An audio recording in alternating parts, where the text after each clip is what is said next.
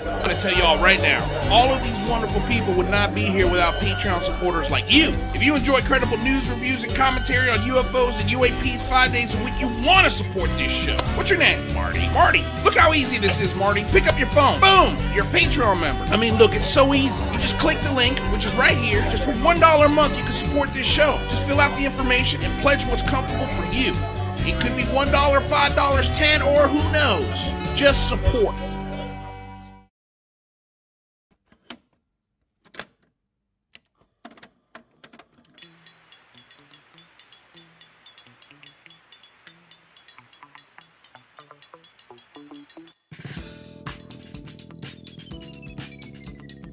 Hello, and welcome to another week here at the Unidentified Celebrity Review.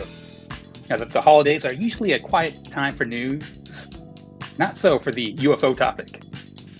Whether the powers that be are trying to hide developments within the holiday hubbub, or it's just a coincidence, we seem to get big news drops and UFO legislation around this time.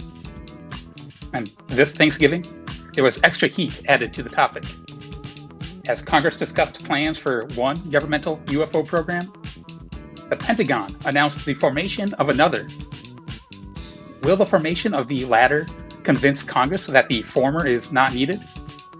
Can the programs coexist? Do they compete or cooperate? There's a lot up in the air, and we have our eyes on it all. You can count on us for updates every weekday here or on the Singularity Lab. When big news drops, you might even see us more frequently.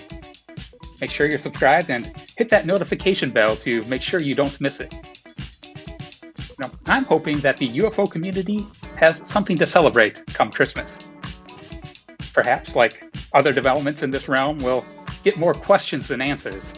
But often these new questions can shed new light on old topics. Case in point, Santa Claus. As we consider the extreme possibilities behind UAPs, such as interdimensional beings, it makes the fantastical abilities of mythical creatures like Santa Claus plausible. You likely gave up your own belief or never held it, thinking that an entity that was always watching everyone and could visit every household in a single night, impossible.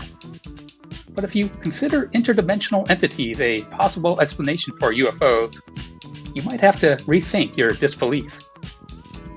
Check out my video on the subject over on my channel, Rather Be Squidding, for more of that. And whether you believe or not, just thinking about the possibilities can broaden your perspective and get you closer to truth. We hope to do that today. So without further ado, please welcome our fellow hosts, Luis Jimenez and UFO Jane. Hey, guys. Hey. How was the weekend? Not too bad. Not too bad at all. Jane, I already told Rather how my weekend was. How was your weekend? I really unplugged. So I lived in a universe where there are no UFOs and aliens for several days in a row. So I'm excited to re-enter. Re-enter reality. Wait. That's so you funny. might not have That's been engaged in, but they were probably watching. Well, with that Santa Claus intro, there's no doubt. Jeez, you just got me thinking Santa Claus is real again, Rather. I know. I love it. Mm. Yeah, no, I want to believe. Well, hello. I want to believe. Good morning, good evening, good day, good afternoon, and aloha. Welcome back to another episode of the Unidentified Celebrity Review, your home for credible news, reviews, and commentary on everything UAP and UFO. My name's Luis Jimenez. I am your host with Rather Be Squidding and Miss UFO Jane Kyle. Don't forget the show's available after the show's over on podcasts on Spotify and iTunes. So check it out. Leave us a rate and review. We just had the most downloads ever for the podcast this month, which is really cool. We hit 5,000 subscribers before December, which was awesome. So thank you guys. Thank you for liking. Thank you for sharing. Thank you for subscribing. Thank you for ringing the bell. That way, anytime breaking news happens or we say we're going to be off and then something happens, like I was going to say, let's take off the last 2 weeks of December, but I know something insane is going to happen. So we'll disclose Santa Clauses. whereabouts. Can you imagine? Can you imagine? Of course, everybody's links who are on the show are down below. So if you want to support their work, go ahead and check them out.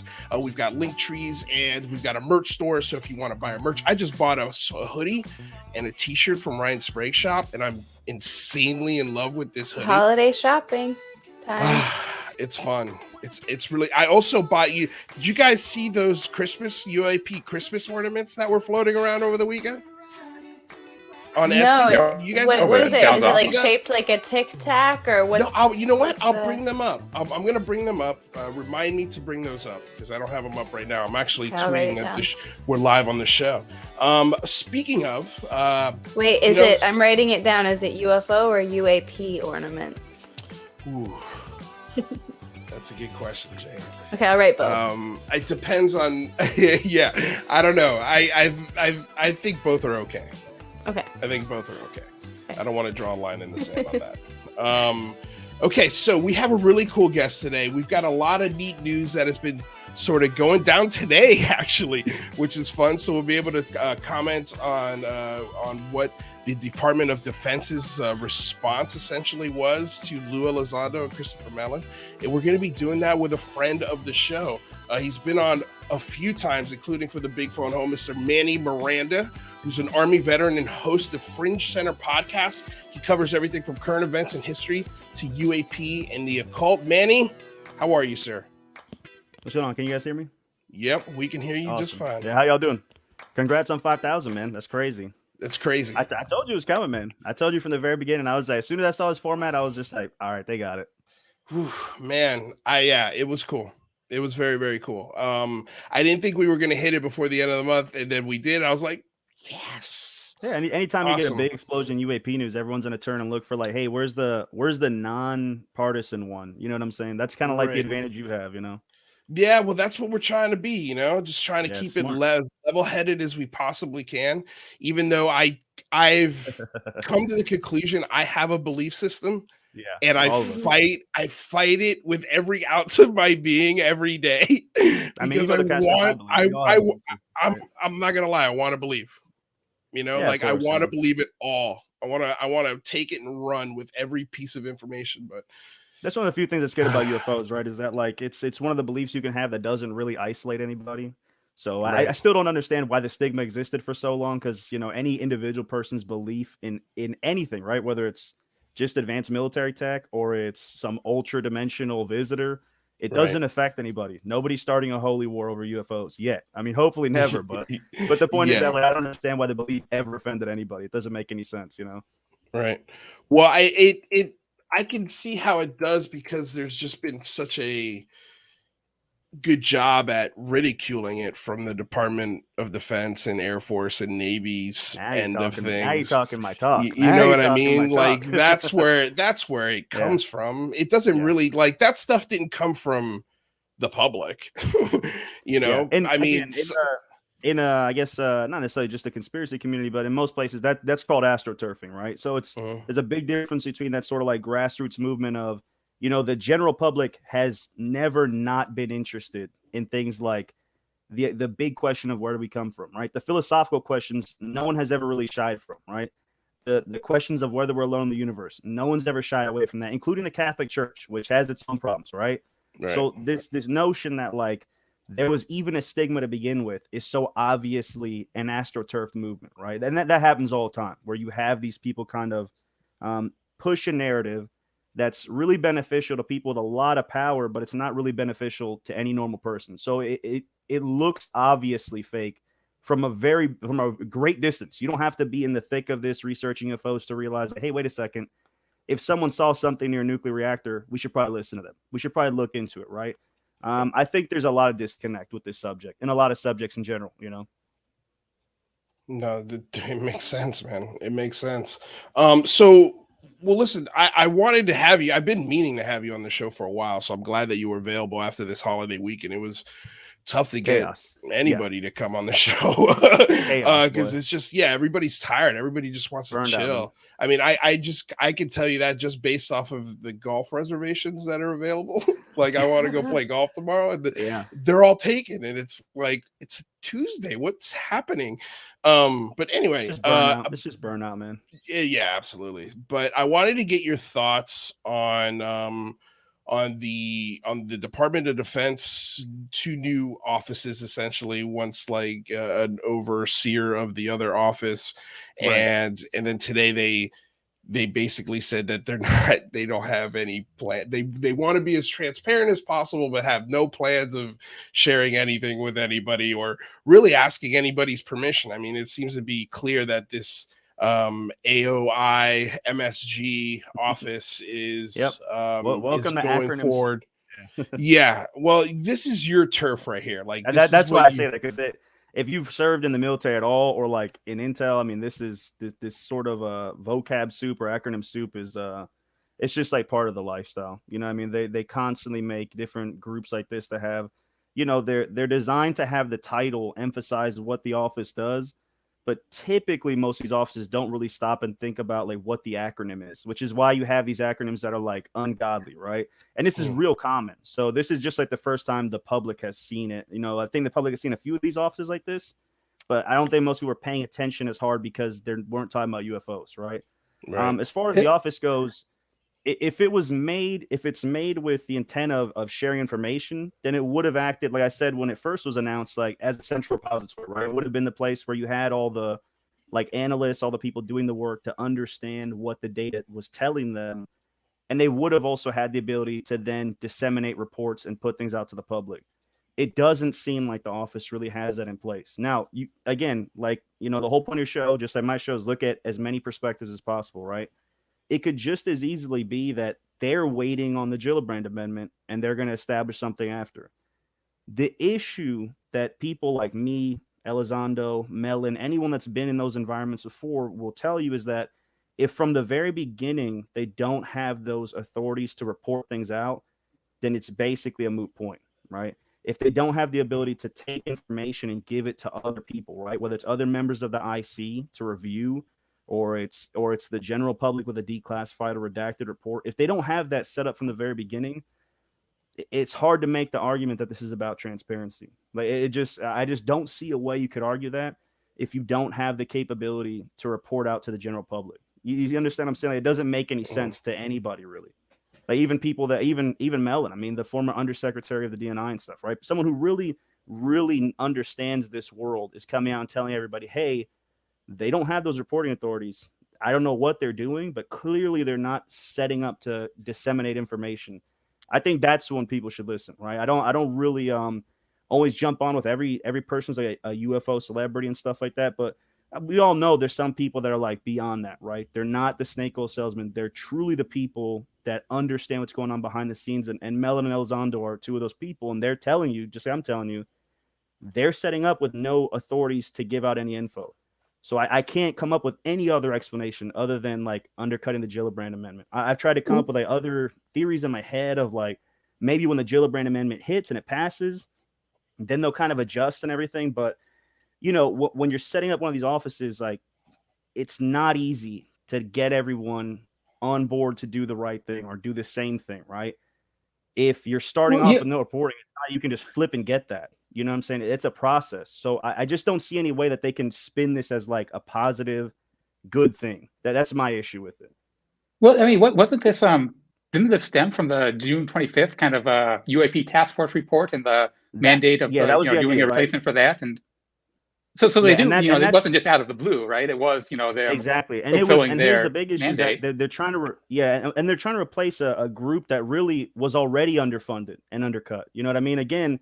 A lot of people have been coming out of the woodworks, not just me, right? They're saying that they kind of got a feel for what was going on behind the scenes with this whole UAPTF thing. And it seems like it was underfunded and undermanned from the very beginning, right? So if you're saying, like, if they're telling us, hey, we're coming up with a replacement for that, well, that needs to become a whole new thing. That can't just be continue at, you can't just continue the status quo. Like, it was already underfunded and undermanned. We need something serious. You know what I mean? Like, that's the big issue is that if this is supposed to be what they got from saying we have, 143 completely unexplainable events, out of the tiny amount of events that they looked at, they found 143, and 80 of them were multiple sensors. Now, I can't emphasize like the public how important that is, that they said those 80 multiple sensors. And when I reviewed that initial report, I made it a point to say that as soon as you start dropping numbers like this, telling the public there's exactly this 143 and exactly 80 of them in multiple sensors, then you're basically telling the public, hey, you better, especially John Greenwald, you better hit us with FOIAs and figure out what these are, right? That was all with a team of like a handful of people. Again, I'm not going to get into all these specifics, but they were severely undermanned and underfunded. So if you, from that tiny team, already in a small amount of data, found 143 that you can't explain, and 80 even with very advanced sensors, that's much more than a, hey, let's do this again with a few more people and another couple million, right? That needs to become like all hands on deck. Like if you're saying you don't know what these are, but you have possibly thousands of videos or pictures of them, but you're still saying, oh, we don't know what they are, but we'll handle it when we can handle it. To me, like, again, it's not enough. You know what I mean? Like maybe that was enough in the past to get everyone to just kind of brush it over and go back to watching football, but it's not enough for veterans anymore. Like we've seen it too many times. So what is the reason then to undercut the Gillibrand Amendment? Is it, what is the, right? So Avril Haines, the director of national intelligence, right? She also didn't she recently backpedal on the extraterrestrially comment and say it had more to do with space objects, which I think would support that idea, right, of undercutting it and muting it. But what do you think is the motivation? Could it be for our own interest? Is this a national security concern more so than people realize, or is there just a darker cover up going on here? What's the reason to not be transparent at this point?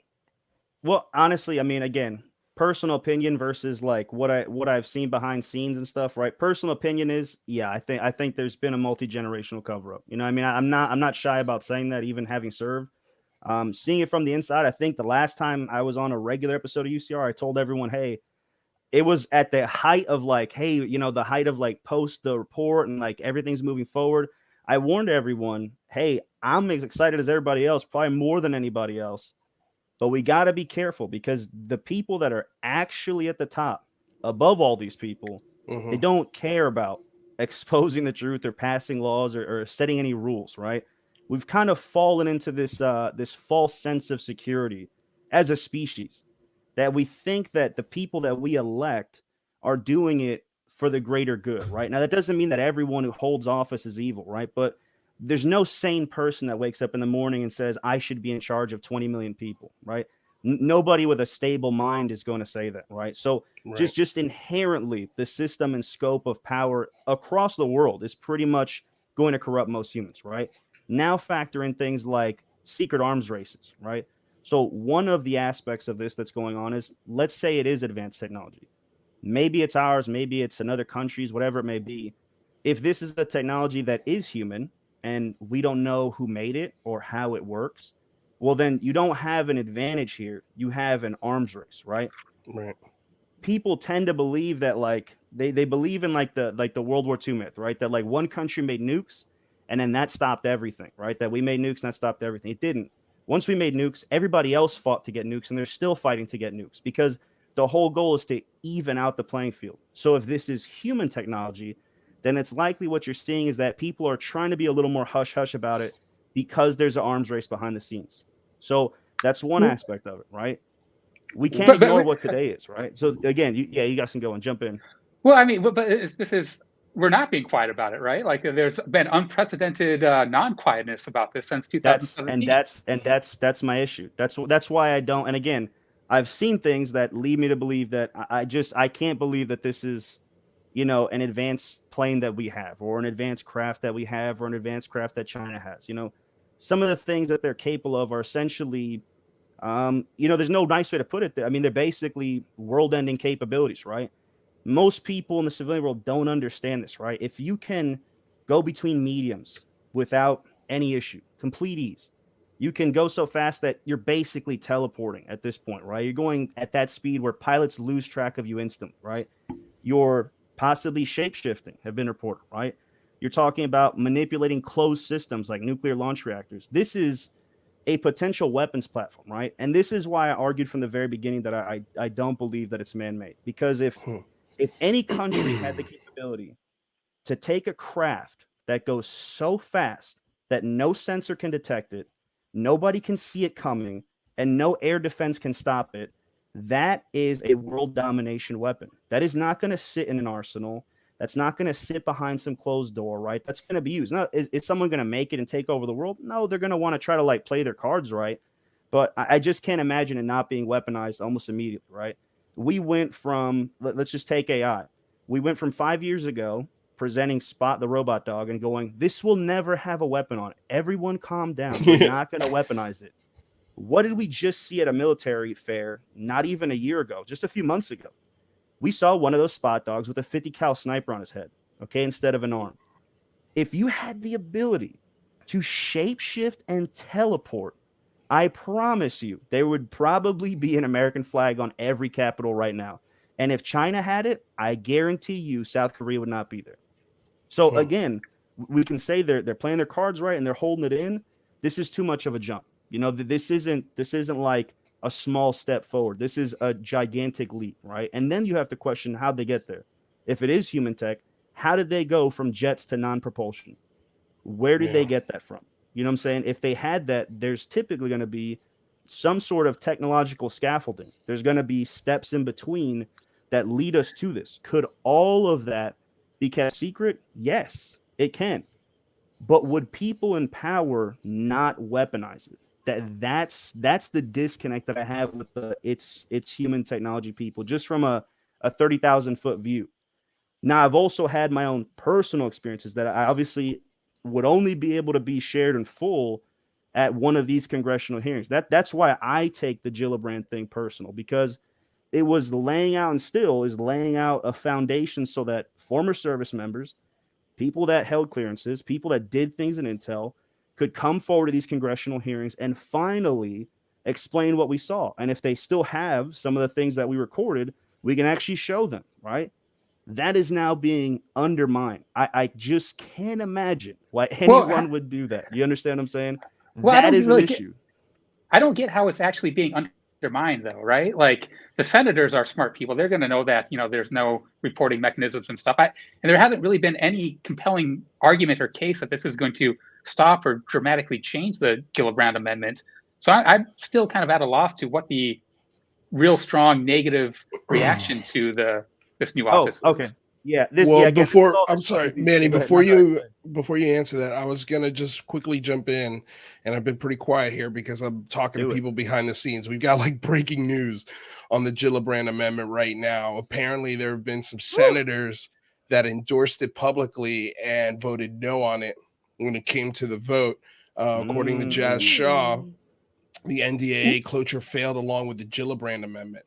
Now, he also said, we're Jazz is getting, I hope you don't mind, Manny, but Jazz is going to be jumping on the show in a couple of minutes. He's just relocating to a different spot. Absolutely. But he also said that he's waiting on requests from comments from senators who endorsed Gillibrand but voted no. Very disappointing. And he said, we'll update. There's another. He also said smoke now, guys. There's a lot more smoke now. Interested to see. It's just so funny, man, that it's breaking. And again, late on Monday night. Yeah, Jazz put. It'd be interesting to know what Jazz says when he comes in. But I thought that was just voted no against the NDAA, not necessarily the Gillibrand Amendment specifically. Yeah, I think interesting to get that NDAA, clarified. So that wouldn't be necessarily like attacking the Gillibrand Amendment. It's just the whole thing. I think there's some other issues probably. So it might still have a chance. But he said they're going to vote on it again tomorrow. Yeah. So we'll bring him in. It's still rough. Yeah, bring him in here. Yeah, we'll bring him in as soon as he pops out. Speaking of the devil, here he goes. Jump him in. I know he's hype. I know you want something to say. Yeah. So Mr. Jazz Shaw, thanks for coming on. We saw your comments here in the comment section. It sounds like UAP UFO Twitter might have a gut punch going, or at least the first speed bump in the Gillibrand Amendment. So explain what's happening, what's going on as we're doing the show live. I was watching the live feed from the Senate, and I apologize, I missed part of the beginning of the show. But yeah, the the vote on the NDA went down. It failed. It wasn't that close. They had in the high 40, I think it was 47 in favor. There were a number of, to me, unexpected no votes. One of them was Marco Rubio, one of the co-sponsors of the Gillibrand Amendment, voted against it. Voted against the amendment specifically? No, this was not a vote against, and the amendment vote was not happening. Okay, Right. That's already been handled in packages, which have not been published. Okay. That all gets handled on a separate track. This was just a cloture vote to move forward and say, are we going to pass this whole thing? And it went down, and the Republicans brought it down, which I'm sad to say because I used to be a Republican years ago. And it went down, and they've already had a motion for another vote tomorrow, but there's a bunch of procedural steps. What they were voting on was, are we going to take the package as amended? And the as amended part is important because that means with all the changes that we already discussed, we don't know which ones, but the Gillibrand Amendment is assumed to be one of the ones that was, included. It had a lot of sponsors and things. So are we going to go ahead and pass this? And if we do, then we'll send it over to reconciliation and we'll get it passed, which is what a lot of people were expecting. But there was, to me, some unexpected opposition, and there were a bunch of no votes that showed up that I didn't see coming, and it was shot down. And the last thing that was put forward on the NDAA was, we would like to schedule another vote for tomorrow morning. So everybody's going to go back and huddle now. And there'll be one of two things that'll happen tomorrow. They will vote again on the NDAA and see if there can be some, horse trading, and get it to go through as they're talking about. Or they could pass it without as amended, which means none of the amendments will go through. Wow. And if that happens, then you get the NDAA and you fund the military and the intelligence and everything, but the Gillibrand Amendment dies along with all the other amendments because it's a package at this point. Is there a sense, is the Gillibrand Amendment specifically the thing that the Republicans had contention with? Is this why they voted no, not to pass it? Because this doesn't sound like a Republican move to deny military spending at all. Like they always are. In for everybody agrees spending. on that part, but there were a bunch of other things that got hung on there: Christmas tree festooning, stuff that isn't really even involved with the total cost of it. But procedural and policy things that people didn't agree with. And some didn't like the total cost. I mean, there were Democrats that voted against it too, because they don't like spending money on the military. They don't like the military, Yeah. They don't like the total cost of the package. They don't want there to be more expenditures, example for more nuclear weapons or things like that. There's several Democrats who didn't care for that part, so it's always contentious. It was always going to be close, but no, it went down. It's a handful of votes literally on either side. And so tomorrow they will have another set of votes. Are we going to vote on it as amended, or can we not?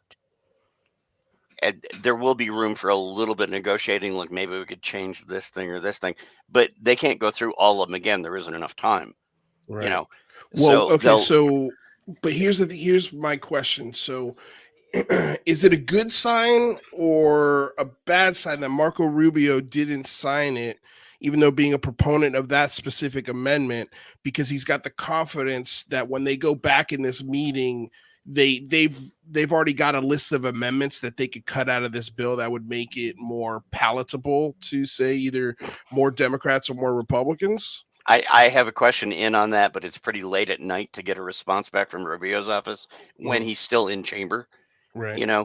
So I'm not expecting to get anything until tomorrow morning, probably. No, I think there were other parts in the amendments and a couple areas. Not all of it was spending. Some of it was reverse spending. Keep that in mind. There were Democrats who were fighting to get certain things defunded in the military because they didn't want to spend a lot of money on that stuff. And we're like, we shouldn't do that. So there's always been a lot of contention about this. In the end, it always passes. But this is turning out to be an unexpected flare of fights over some of the fine grain lines down at the bottom. And at this point, this caught a lot of us by surprise. Wow. I really thought it was going to go through probably like 51-49. But we lost several Republicans. We lost Mitt Romney. We lost Marco Rubio. Wow. There's a couple others, none of whom ever said anything like, "Oh, we don't want the UFO stuff." Right. None of that. They weren't involved in that. We don't like these other cuts the Democrats want. There were some Democrats that were like, "No, we don't want more money for nuclear weapons, things like that." So they lost quite a few votes there, and it was a bipartisan loss of votes that stopped it. I'm hoping that they're going to be working all night on this. Let's be clear. They're going to be negotiating. There's going to be horse trading. It's the Gillibrand Amendment is not one of those ones. It's like, well, we're not moving forward with the UFO stuff, but I'm fine with the nukes. That's not happening. Right. They're going to be going back into their corners, and that fight is going to be going on between the members and more likely the staffers all night. And tomorrow morning we'll get a good read. I would say Eastern time by probably around 8:30, 9 o'clock. We'll have a good idea if somebody's got a compromise that everybody's like, all right, you take this, we'll take this, and we'll go forward.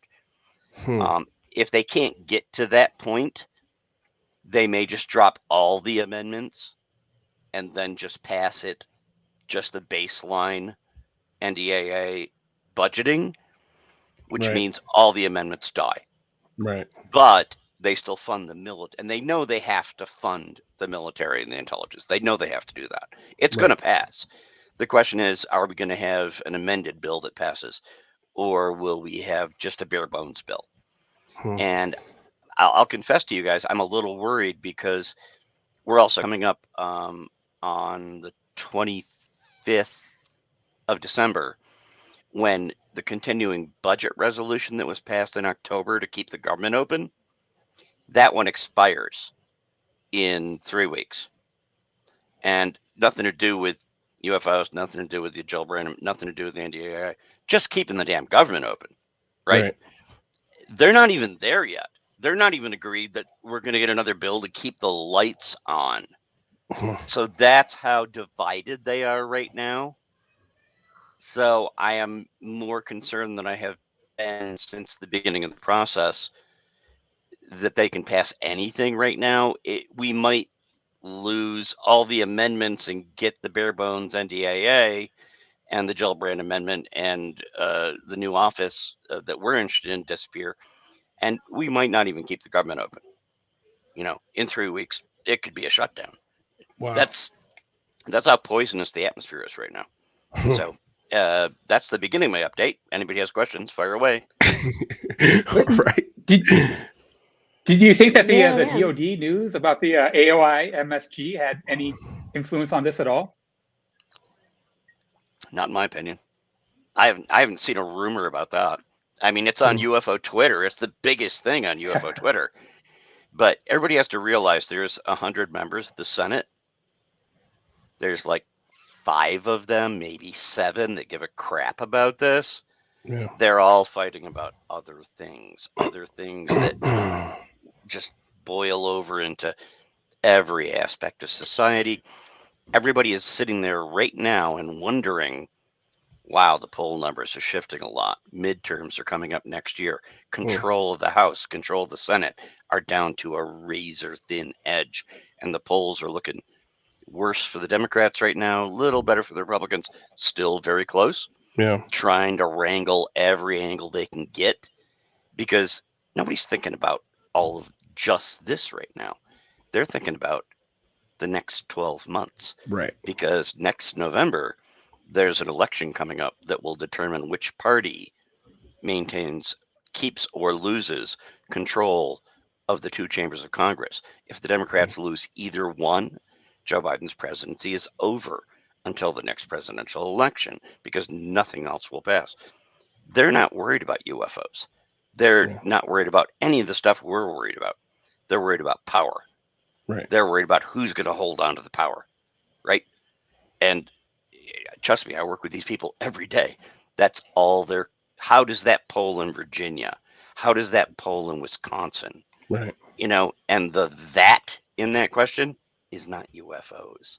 Yeah. Nobody's thinking. It's more of like the jobs created to build the missiles and the nuclear weapons that some people want to keep going. And some people say, well, why do we need a nuclear weapon in 2021?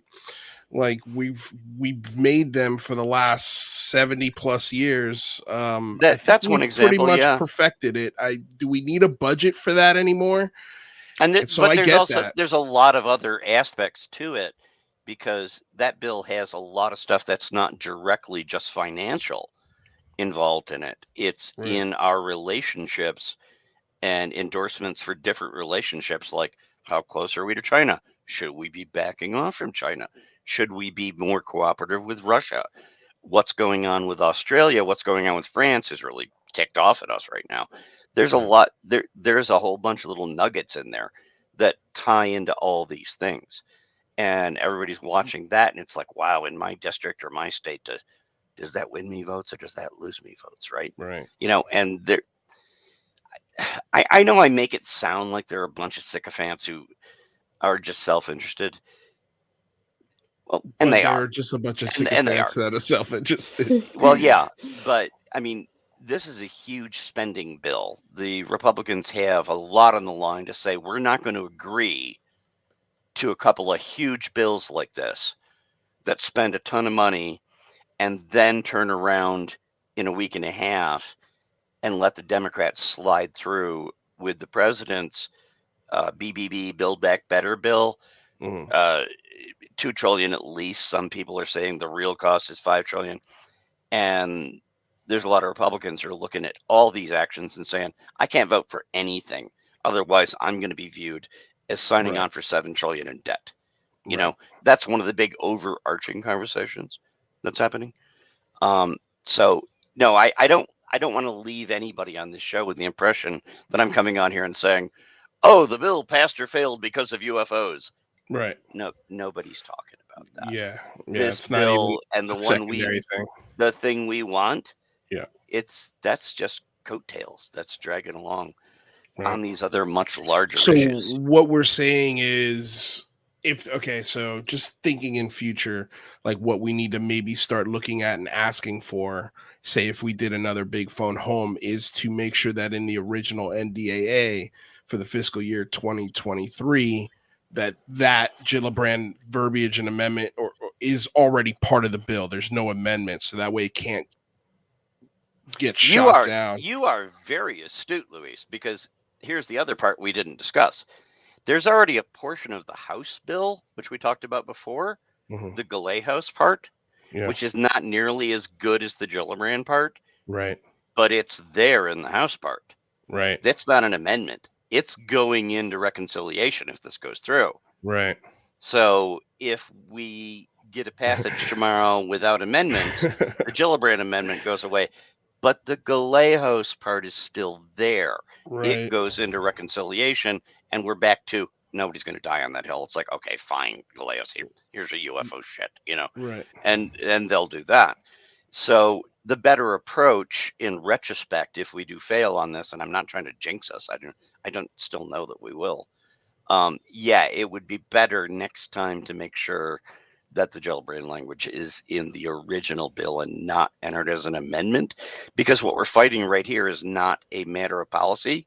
It's a technicality. We're losing on a technicality because Gillibrand didn't put it in to the original Senate version. She came sailing in at the last minute and put it in as an amendment. All the amendments are in danger right now, not just hers. all of them. Yeah. So how often does and maybe that's too hard a question to answer, but how much does a big bill like this pass without amendments, or is there let's say this passes without amendments tomorrow? It has happened before, Jane. Step? Okay, so then would the only next chance be the next year fiscal year, or next year? Yeah. Oh wow, because the budget's been done, so there's no more room for negotiating. Well, I guess there's like 3 huge budget bills that go through. There's the NDAA, there's the IAA, and then there's the major spending bill, which is being debated. That covers all the rest of the et cetera, for everything. There's a lot of other bills that have spending, but those are the 3 big ones. And we're talking about one of the 3 big ones because the defense budget is so large. But once they're passed, they're passed. They don't have to be passed again until next year. So the bill's not dead. It's not dead in the water yet. We're going to know tomorrow for sure if it's dead in the water. And then it's not dead in the water. Okay, so that's the good news. It's not dead in the water, but it's not looking great. There's going to have to be some, like you said, some major give and take on this if it's going to pass through with the Gillibrand Amendment intact. But really, you're saying it's a coin flip as far as you can tell right now. At the moment, the NDAA will pass. If they fail to pass the NDAA, a huge portion of the government will collapse. Right. And a huge portion of the civilian economy would collapse. Yeah, they're passing our defense capabilities will collapse. Yeah. The NDA is going to pass. Right. Will it pass with the amendments? We don't know yet. So that's being worked on overnight. I think if it goes through with any amendments, I am still, cross your fingers, pretty positive the Gillibrand Amendment's one of the ones that'll go through. If they can't come to an agreement because they are just at such cross purposes right now that nobody wants to talk to each other, and it's so ugly and so bloody on the Hill, then they might just say, you know what? Everybody has their pet projects on both sides. They'll be like, screw it. We're going home for Christmas. Pass the damn thing. No amendments. Baseline. Yeah. And they'll spend that money. And we'll keep the military going. We'll keep the intelligence agencies going. But the only part that'll go through is the Gallego stuff. Right. So then which is not terrible. Would that make an argument that this other office that everybody's talking about is a good or bad thing then, right? Because let's say that the Gillibrand movement doesn't pass. Is this a good thing that we have this other effort still moving forward, or is it a bad thing because now this other effort we don't like is, we're also, I'm assuming the bad situation right now, I guess, where it doesn't pass. But well, I think it's kind of like we're taking an inch and we want the yard, and we might have to be settled with the inch, at least for a year. That's what it sounds like to me. Did most of you guys see the thread that I put up on Twitter this weekend about my suggestion that the Gillibrand Amendment absorb that new Asian MSG office thing nobody can pronounce, and take that over, get rid of that, and just become the main office? Did you guys happen to catch that? I don't know if I'm not remembering it off the top of my head, so no, I think I missed it. Okay, my suggestion was that as things stand currently, if we just let things slide through, there could, and we discussed this last time I was on, there could be that new DOD office nobody's too wild about, very probably secretive, and then there could be the new Astro office, right? When I went back and looked at the text of the actual amendment, I was like, that has to be rewritten. And I think they have been working on that yesterday and probably today. Yeah. The Astro amendment from Gillibrand says, oh, well, this new Astro office is going to absorb the resources and duties of ATIP. Right. But the new MSG office is replacing ATIP. They're taking that over before this job is done. My suggestion was, you know what we should do? I think have Gillibrand and Rubio go back, rewrite the amendment, because you can't take over something that doesn't exist. Right. Their current office, take over ATIP. ATIP's going to be gone. Have them take over MSG. Go absorb that. And then go through with all the Gillibrand language. I think that's the ideal situation. Yeah. But they won't get the chance to do that if this all falls apart tonight and tomorrow. Right. You know, and then we're stuck with the Galejos language, which has nothing about replacing it. So then we would probably have two offices in conjunction. We could have the Galejos office and the MSG office. I'm just going to call it MSG office from now on. Sorry. That's fine. Don't be sorry. So that's not great, but I think we'd still have we'd have an office. It's better than what parallel. we were going to have right now. Right. The ideal situation is get the Gillibrand language through, and beyond my wildest dreams, because they have been fine-tuning all this stuff every single day, have it come through and just say, well, never mind the MSG office. We're going to absorb that along with the former ATIP, and we'll just have the Gillibrand office. Call it that, just for purposes of the discussion. That's the golden dream goal. Worst case scenario, we get the Galejo office in parallel with the MSG office, and then maybe fine-tune that and work on that next year. So I don't think it's a total lose-lose. Yeah. But I think the 100% win-win is, unless something really remarkable happens overnight, I think win-win is starting to kind of drift away from the most likely scenario. Not trying to be disappointing to anybody. It's just no. I follow this stuff every day. That's the news. We can control what we can control, Jazz. That's what we say all the time. But I want to get Manny's take on this real quick. But before we do, I want to say thank you to Christina Gomez for the $5 super chat. It says, Jazz, we need to contact the Warriors. Congrats on the 5K and subs, UCR. I appreciate it, Christina. Thank you so much. Do you know what she means by that? If you'd have done 50, I would have done a shot for you. Yeah. Mandingo from New Zealand, I guess, sends me $10 and says, huzzah, I made a live cast. Keep up the great work, UCR. We will send you love and respect from across the world. Thank you so much for the donation. Truly appreciate it. But yeah, Manny, I know you've been taking this in, so I'm curious to know what you're thinking. What are your initial thoughts on what's happened tonight with the Gillibrand Amendment? Yeah, I mean, from the start, look, I don't disrespect anybody's opinion. Like, again, our friendship started from a disagreement and opinion on like the Epstein stuff. So, my opinion is I don't trust any politician, right? I know that most of them that are elected, they truly believe what they're pushing for, right? Most, I would say like half of them probably, right? But we can't. Today was the first day of the Ghislaine Maxwell trial. We can't just skip over the magnitude of all of that, right? I think that the amount of control that group had, I don't even think in the trial it'll come out, because you have this issue of this first Epstein trial where all of his cohorts were completely exonerated as part of his deal, right? Then the second trial happens, he gets killed, right? Now we have her, and we can't touch any of that stuff that was dealing with Epstein, right? This guy was not going after mundane business owners, right? He was going after the elites in big tech. He was going after world leaders. We can't stop and just ignore the idea that there's a good possibility that there are some people in power that see this technological revolution that could come from this as a direct threat to their power. That's my big take, right? These people, no doubt, are obsessed with power and control. No doubt about it, right? We all agree on that. But do you think that's why the bill got pressed down? Because they're trying to hide powerful.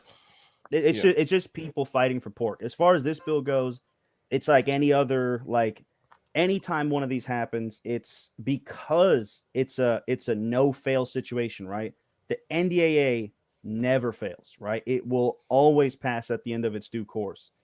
But because of that, because it's a military spending bill, it is immediately swarmed by people who want to get their pork out of government.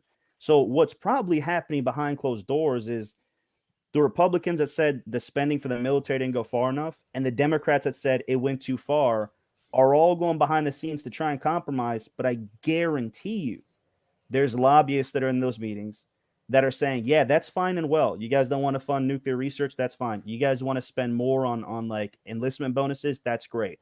All I want is my little piece of the bill added in. Those are the people that really pull the strings on what's going on. That's what a lot of people don't seem to understand, right? We have former CIA directors, former DNIs, current DNIs, all hinting at the possibility that this is not human, right? Non-human intelligence. Why is the president not saying, I don't care what y'all do, we're dumping $1 billion into this right now, right? Now, here's what you have to understand. The argument that most skeptics have is that this is Chinese tech, right? That's the main argument, right? That's the like Green Street, like regular normal human skeptic, like this is probably Chinese drones, right? That's like the normal human perspective, right? Mm-hmm. Then you have to explain to me why China has decided to dump tons of money into an AI that just analyzes things in their skies because they don't know what it is. You understand what I'm saying? Like, to me, this whole thing is this silly song and dance, right? We have Ryan Graves, a sitting commander who I believe is in charge of an entire flight or an entire squadron, whatever they call it, right? I'm not an aviation guy, right?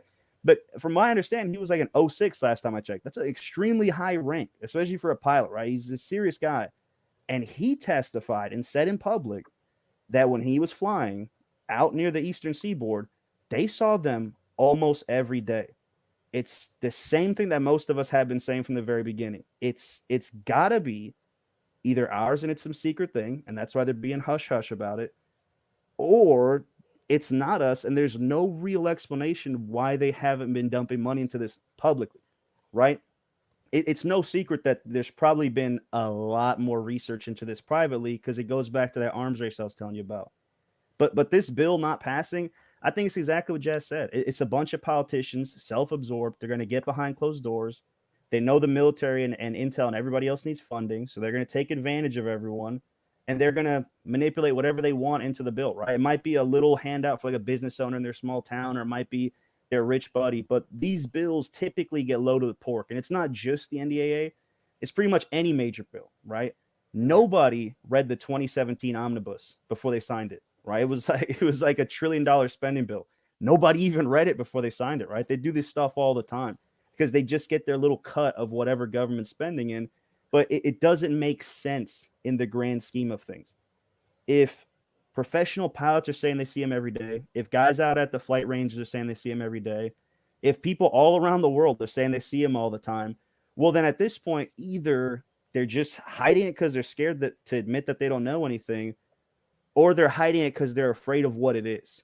You know, there's no more like maybe they exist, maybe they don't, right? At this point, we just have to figure out what they are for the general public, right? Why would that not be a top priority? Like, you really mean to tell me that the top priority is what? Like setting up another lockdown for a mild COVID variant? Like, you're telling me that pilots are telling you. It seems like the priority is. It doesn't make any sense. It only makes sense. It only makes sense when you take a step back and go, hey, wait a second. None of these people actually care about the greater good. Then the system actually starts to make sense, right? If they cared about it, we wouldn't even have to argue about this. We would just go, here's an 06 captain. Here's a pilot. He's telling you he saw this thing. It's not ours. Here's this intel guy. He's saying he's seen all of our crafts. It's not ours. Okay, well then give me a few billion. And I'm not talking about a $22 million office, right? We spend billions researching nonsense, right? Nonsense. We spend hundreds of millions figuring out whether selfies make you happy, right? It is nothing to dump money into researching why our pilots are telling us our airspace is being invaded almost on the daily. This isn't, to me, even an argument. Like, anytime somebody is I think 100% that's full throttle, it's pretty indicative. It's the whole. I feel like that's the whole purpose of the Gillibrand Amendment, is to do exactly what you just said. And I just to back what Jazz is saying, it's not that they have a problem with the Gillibrand Amendment. Nobody's picking on that. It's political. It's the other spending that Yep. seems to be getting in the way of progress on this. But check this out, Jazz. Bottled water with a $50 donation says shots, old man. And then we have Here you go, bottled water. Thank you again for your contribution to the cause. These guys are doing the Lord's work. Appreciate it, Jazz. And then we had a $5 question for you. Thank you guys so much for the super chats and the support for the Patreon. I forgot to mention that at the top of the show, but truly appreciate it. John Music with $5 donation says, Jazz, what do you think are the realistic odds that the powers that be will officially disclose at least the tip of the iceberg, which is non-humans have always been here? Way beyond my level, way beyond my depth, John. I'm sorry to say that, but I have been of the opinion please keep in mind, it's just opinion. I've been of the opinion for a very long time that the range of possibilities of what the government actually knows in terms of the subject we're most interested in is vast. I mean, I do not entirely discount the possibility, particularly if you ever talk to my father-in-law, that they've got stuff and it's been buried down in the dark chimneys. And if we get a really good office through the Gillibrand Amendment, they might not even be able to crack that because it's there, but nobody talks about it. At the same time, I have never written off the possibility that there's an old saying I quote all the time, the possibility of a less advanced intellect like ours studying a vastly advanced intellect would have a very hard time studying them if the vastly advanced intellect didn't want to be studied. I don't know that anything that could make it across the galaxy or across dimensions or through time, if they're going to show up and they always just immediately crash in the first Walmart parking lot they come to. So I do not write off the possibility that the military, the government, the entire structure that we're talking about, and they're definitely secretive. Not saying they're not. They're very, very secretive. They may not have any craft. They may not have any bodies. They may not have much more than we do, because anything that smart is pretty hard to study. So they may be holding on to scraps, things they think could be related to, could be Russians, could be Chinese, whatever, right? So I'm sorry. The question was asked. I'm going to answer it honestly. I still to this day do not have a firm opinion one way or the other. I know there's something that's almost certainly non-terrestrial because now I've seen it in the last year. My wife and I have seen it. It's absolutely non-terrestrial, but you have to be able to prove that. And I don't know. And then you need to really do it, physical evidence. And I don't know the government's ever recovered anything and kept it. A lot of this could be stories that get passed on and things. They may not really have. They may be almost as clueless as us. I'm sure they got better videos, better pictures, things like that. Do they have any biological data? Do they have tissue samples? Do they have an anti-gravity engine that they picked up from an extraterrestrial? If they do, awesome, maybe, unless we misuse it terribly. But I do think we still have to admit at least the possibility that they know more than we do with videos, radar data, pictures, all that stuff. But they haven't nailed it down. And we're thinking, we're waiting for you to roll out Skinny Bob. There might not have been a Skinny Bob, in my opinion. I'm not saying there wasn't. But the possibility exists that we're still so many generations behind anything that's visiting us. Yeah, they may not have anything. So just to fully answer the question, I'll stop now. I don't know the answer, but I definitely think it's possible that they could have stuff. Yeah, but it's equally possible they might not have stuff. Right. That's my take. Another coin flip. But Jane, I wanted to get so what are your initial feelings about this news? Is this disappointing? Do you feel disappointed? Do you feel hopeful? Are you still in a wait and see kind of feeling? I think I'm definitely wait and see, because tomorrow also it sounds like the Gillibrand Amendment could get passed, right? Yeah. And then definitely we're living in a totally or not totally, pretty All of the different, amendments kind of could get different passed country, Yeah. right? Yeah. So I think Or I'll most of definitely them. wait and see. Yeah. Yeah, I am curious though, to what, well, I guess everybody, but Manny and Jazz thing, but I know Manny, you were saying, you know, you don't trust any politicians, and I hear you there on, and I also totally side with the MSG skeptics Mhm. and get that.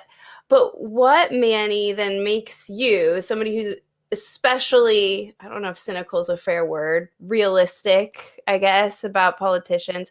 What makes you believe in the Gillibrand Amendment, right? Couldn't Astro be a similar cover in the sense that it's a fun acronym that everybody likes, and it gives it this fake feeling that we're all on board, versus AOIMSG that's really confusing? What is it about? Is it Lou Elizondo? Is it Christopher Mellon? Why do you trust that? Yeah, I don't necessarily fully trust the whole thing to begin with. Honestly, I think it's just a good step forward. I would say that right now we could probably put most of this argument to bed. Like, if the government really wanted to step forward, I mean, I would challenge any of them. If they want to do congressional hearings, we can do congressional hearings.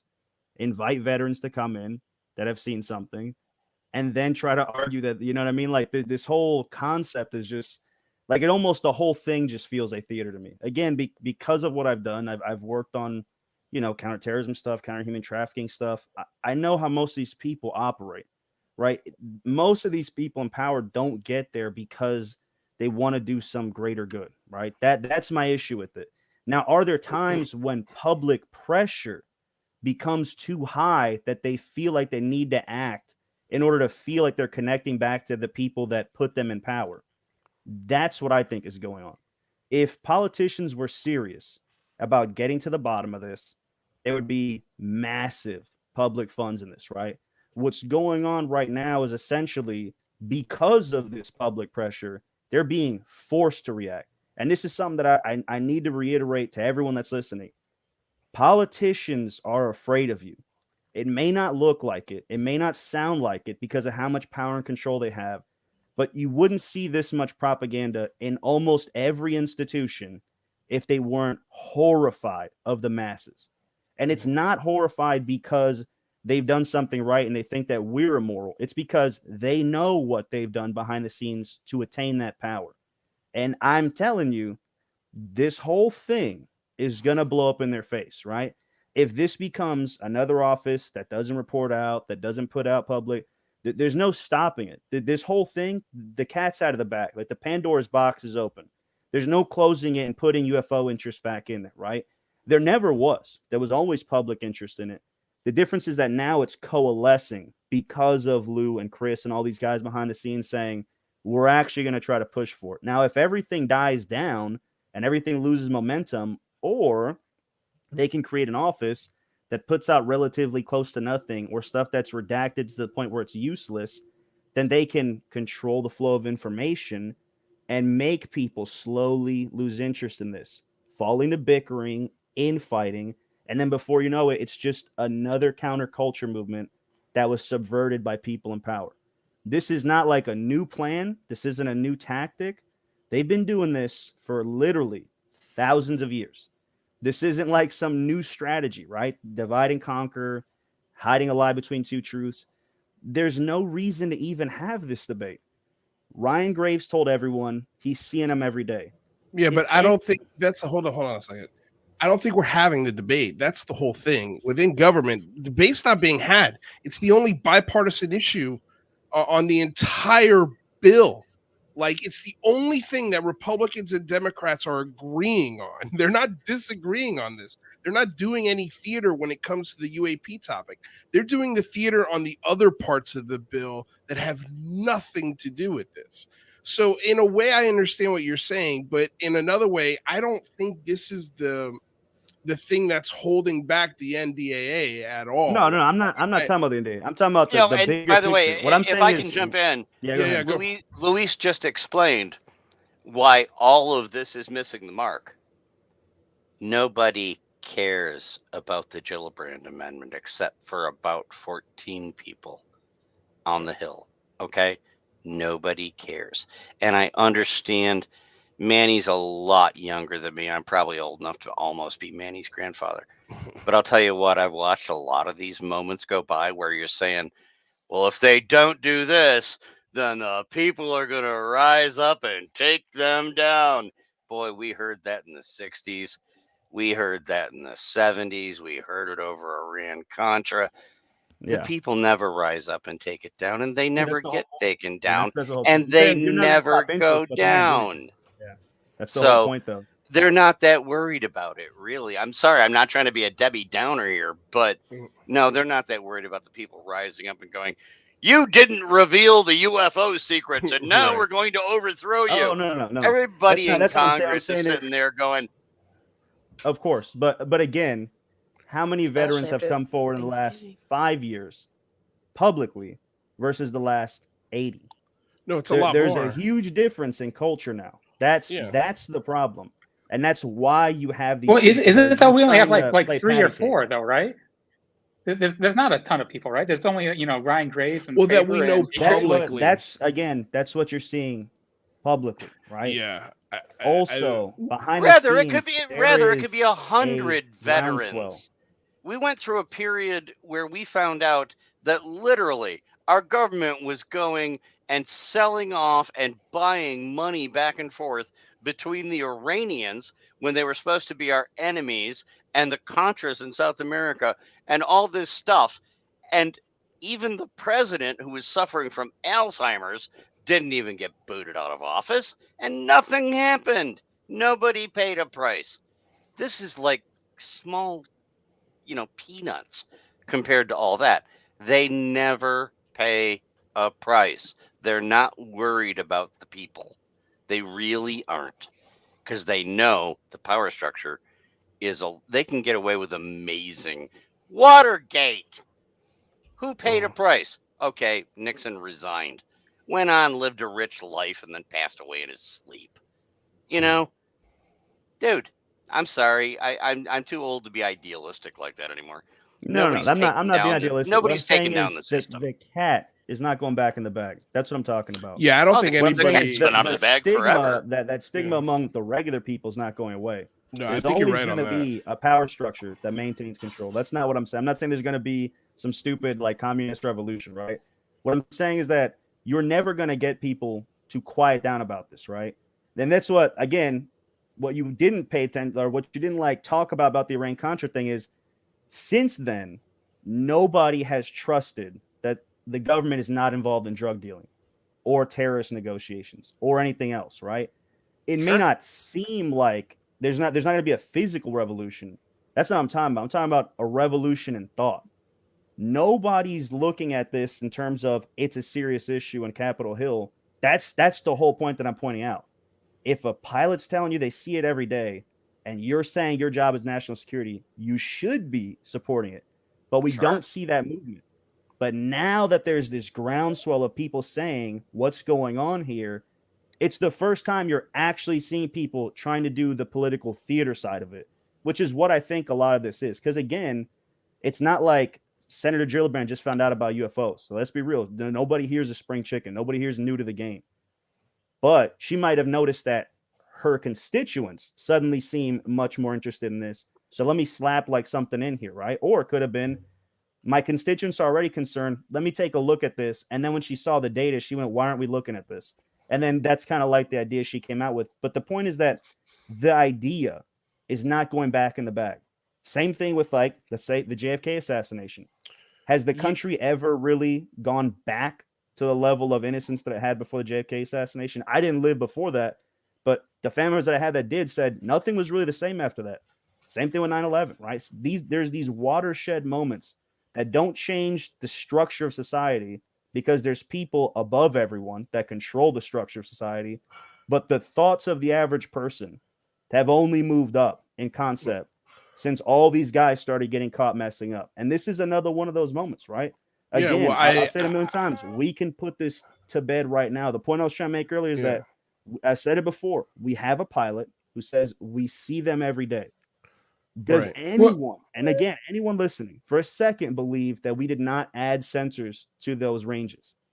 Does anyone for a second not believe that we don't already have thousands of videos that are pretty well defined, and they're not going to be explained away with a framing or a bokeh? Does anyone really believe we don't already have the evidence? The rest of this, I don't believe. I think that it's very. There goes Riddler. Well, I think it's very possible. What Jazz says is correct. Is that if this is a non-human intelligence that doesn't want to be studied, we probably aren't going to get any of that evidence. And this might be just a factor of the government was putting their heads in the sand because they realized there was a phenomenon that they couldn't get any more information on. And if you look at the last UAP task force report, it even says as much. It says that there are these others that we can't really know anything more about until our own technology increases. So if that's the case, I think that a lot of what's happening in government kind of makes sense. I like to remind people about in Waco, Texas. So in the 50s, so I guess less than a decade after Roswell, there were flying saucer detecting towers that were installed by an Air Force base. It's no longer an Air Force base in Waco, Texas. And that's just something that is verified in newspaper, and witnesses have written to me about seeing saucers in the 50s in Waco. Flying in formation, pretty incredible. So it's, if you think of the evolution of, or what Manny's saying, I tend to side with Manny that we do have a lot more data than we're letting on. Then it was flying saucers. Now it's the Tic Tac UFOs that pilots are seeing. But yeah, how dark and deep does it go down? I'm not sure. What were you going to say, Luis? Well, what I was going to say is I agree with Manny that it's a watershed moment. And we've heard, look, if this doesn't go through, we're going to have to, again, look in the mirror and say that this is a process, not an event. Like we were talking about before, if this doesn't go through, we can start legislating our politicians to make sure in next year's NDAA that this verbiage in the Gillibrand Amendment is passed through. And the reason why we can do that is because, like Manny said, the cat's out of the bag. This is not going back in the bottle. People are curious, and now they've seen an amendment that has real promise. And I think a lot of her constituency, Jazz said earlier, the reason why she wrote the bill or proposed it is because she was in the briefings where she saw the other videos. She saw the other forms of evidence that were in a classified briefing. And that is what propelled her to put the amendment together and put it into the NDAA. So and she heard the testimony of members who were injured. Correct. Who had bad health effects. And Right. she has been a champion from day one fighting for veterans and service members. Right. On a number of fronts, not just UFO stuff. She was one of the first ones to get out for women who were getting sexually assaulted and raped in the military. The tailhook scandal. She was right out on. She's always been defending service members. So I don't think she's fake at all. I think she's found that to be a problem. She finds, I got shown that people that were exposed to UAP couldn't get mental or physical, health care because they were afraid to talk about it. I think that affected her a lot, and that's why she's out there fighting for it. She might need more support if we don't do it this time, to go around next time and win over more, allies for that. But I think she's very sincere. Yeah. Well, and look, I was going to say, it's going to be tough to keep UFO Twitter after. If this doesn't go through, it's going to be very tough to keep them positive. But I'm okay with this because there are, and I'm going to get to your artist Tony with a $5 donation. Having the same number of players on teams competing doesn't mean they're bipartisan. On UFOs, they are. On UFOs, they all voted yes except for one. So they're not on the same teams, but they voted on it. So they're interested. Again, has to do with other things going on within the bill. But the positive things is my initial is like, oh no. I want the Gillibrand Amendment. That's what I want. But we might still get it, man. We might still get it. We might still get it, and we're not out of the woods yet there. But all I'm saying is mentally prepare yourself for it not to go through. Set your expectations is what I'm going to recommend to the audience. Set your expectations. We might need another year. This is so familiar. This is like the UAP report. Remember when we all said set your expectations? Set your that's the problem with the Jane, UAP look how issue, much further we came. Correct. The original 100%. report, everybody was like, oh, this is crap, and then we looked at it closer, and it was like, wow, there is a lot of good stuff in here. There's a lot of good stuff in there. And then the new NDA starts. We had Galejos, and then boom, the bomb drops, and Gillibrand. I don't think we should feel like it's been a failure. I think we've moved forward. Are we at the finish line? Well, God, think about the people who started studying this right after, Roswell. How much further have we come in just a year? But also, I think it's been amazing. I think also people need to keep in mind that you've got the Gallegos aspect from Congress. Right. You've got the SCU. You've got the Galileo Project. You've got Christopher Mellon and Lou Elizondo working with, to get this across the UN from a global perspective. There are the cat's not out of the bag, to Manny's point, or the cat's out of the bag. You're not putting it back in the bag. The can of worms has been open. Like, this is moving with or without our government.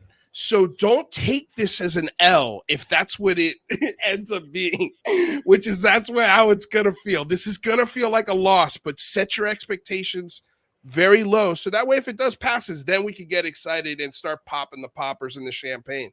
Because if this does go through, it will be monumental, but we might need another year. And that's okay. We know Luis is right. It's not a loss if we don't get the Gillibrand Amendment, but it wasn't because the forces of evil rose up against us and beat the Gillibrand Amendment. Right. The Gillibrand Amendment, in that case, was dropped off because of crap American partisan politics that involved a bunch of other stuff and had nothing to do with her. And it just got, you got flushed.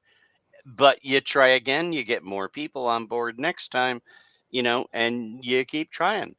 But no, it wasn't. I blame the reptilians. I think if it doesn't go through, I'm just asking everybody, don't take that as don't draw a conclusion that, we fought against the government, we fought against the forces of secrecy, and they rose up against us and Kirsten Gillibrand at the last moment, and they dashed our hopes, and they shot us down, and they won for secrecy. No, they were trying to save their budget for their pet project. And that meant all the amendments got flushed, and hers just went out the back door with it. Nobody was fighting against it. And the battlefield is still there. You don't have any enemies to speak of outside of the military-industrial complex who don't get to vote in Congress. The ground is fertile. It's already been demonstrated. It's politically popular. Luis has talked about this many times. Politicians have seen, hey, there's some potential here. And people have been signing on, not in large enough numbers that it's like, we're going to give up all of our other issues. Right. But they recognize it's popular. It's no longer taboo.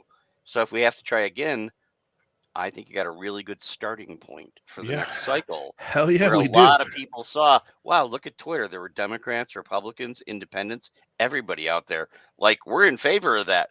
Believe it or not, that builds over time. It wins votes. And you know what they care about? They don't care about UFOs. They don't care about you for the most part. I agree with everybody on the panel. They care about votes. Right. And if this looks popular, or at least not unpopular, hey, I can get a little edge here somewhere. No, it's still going to be good. If we get it tomorrow, fantastic. I'll be lighting fireworks. If we don't get it tomorrow, then Luis and everybody else on the entire UCR team, Singularity Lab, Jane, everybody, they're going to be out there for the next year fighting. There's going to be more big phone homes. There's going to be more contacts to politicians. And we're going to keep hammering the message back. And whenever they want my sad ass to drop in, I'll stop by and help. But you know what? Nobody's going away. We didn't lose anything except for not getting the trophy we wanted. Right. But the trophy's still on the shelf. That's all I'm trying to say. Rather, what do you got?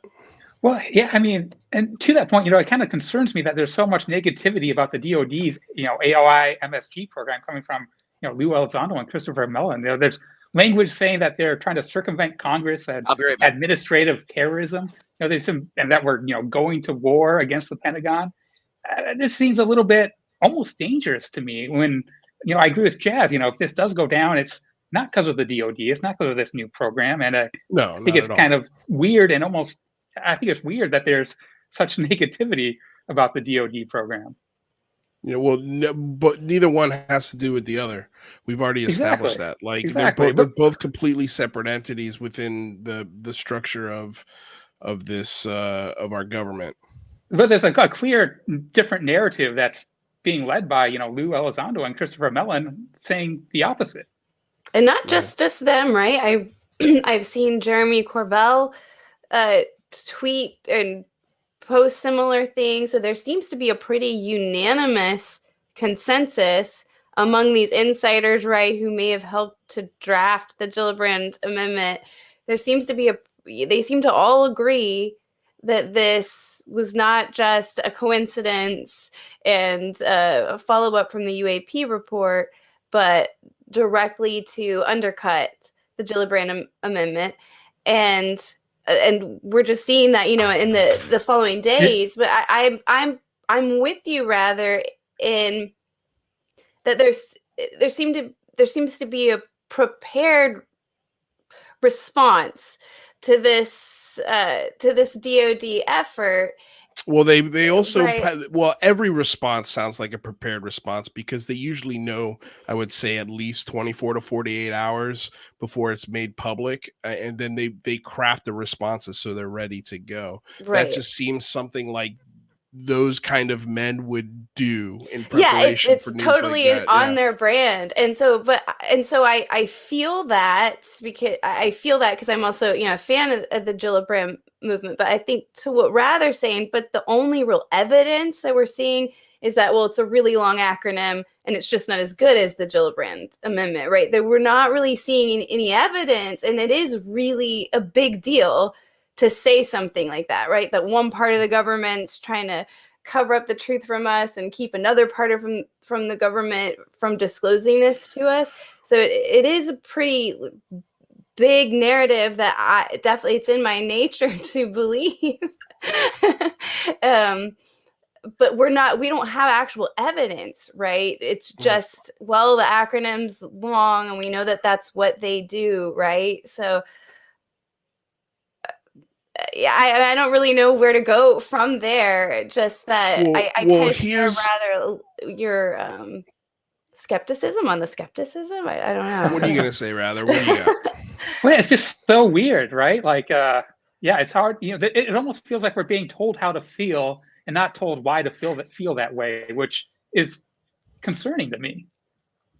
Yeah, no, I think I understand what you're saying, but we kind of talked about this the other day in that that this OAI MSG office is they just said today they've got no interest in drumming up any sort of yearly report for the public to take a look at. They have zero interest in being transparent with us. Zero.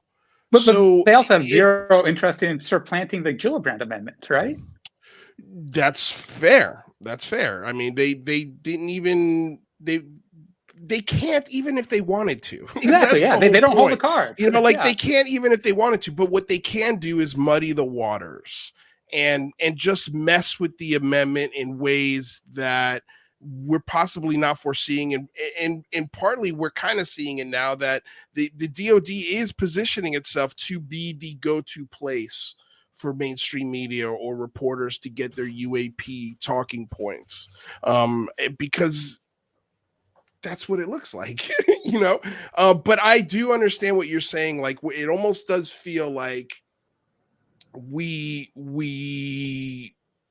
jumped the gun a little bit. Maybe. Is that what you're saying? I mean,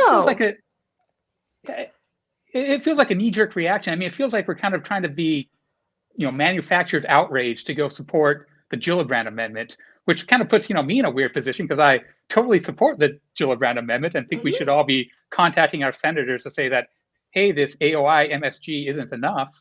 We need to have this new legislation. But at the same time, if it doesn't pass due to the political climate that we live in, I don't think everyone should have a adversarial stance against this DoD program. I don't think there's any evidence that that's not going to. I mean, it's better than it was 5 years ago, right? I don't know if it's adversarial. At least for me, it's not an adversarial. People are calling it, administrative terrorism. Who's calling it that? McMillan, the debrief. There's all of the major players. I will say that the very strongly against it. For Christopher Sharp, there's an article by Christopher Sharp that's just very. It's really good and detailed. I haven't read every word. I think it's Liberation Times that Lou Elizondo tweeted out, and it's very strong-minded. I don't know if it says what you're saying rather in that particular article. But I think it just lays out the facts pretty plain and simply as to what part of this conversation is doing what office is doing what, and who's in charge of what, and it just lays it out very nicely for everyone. But it doesn't have that call to and to Rather's point, I think, is this idea of it doesn't have this call of aggressiveness. It's just a very simple article on what the facts are. But there I felt like it was pretty angry toward the MSG. I mean, it implies that the DoD office is trying to circumvent Congress, and I think it probably actually says that in black and white. Well, circumvent is different than an all-out war. You can it doesn't. But I don't think there's any evidence that's trying to circumvent Congress. Yeah. So is it right? And again, there's this side. I don't have my tinfoil hat, but I really resist. I have my own theories about things, right? Mm-hmm. But I sort of know when I'm invoking conspiracy, right? And so it's like what you're saying, Luis, earlier. Like you have to constantly fight your biases, and so I am right there with people with the feelings about the MSG and like I'm right there with folks, but I'm still not seeing the evidence that it's directly to undercut or to cover up or to circumvent. Right. On the surface, I think we can say the Gillibrand Amendment is clearly more detailed and transparent and more aligned with all the disclosure, transparency goals, right, that we have as citizens. And this other DoD effort is just is shoddier by comparison, seems rushed. And, so if you want to pick one to get behind, but then it's another leap, though, than to say that this DoD effort is a negative one that, we should be against, that is going to hurt our other efforts, that we're trying to do. There could be more to the story, right?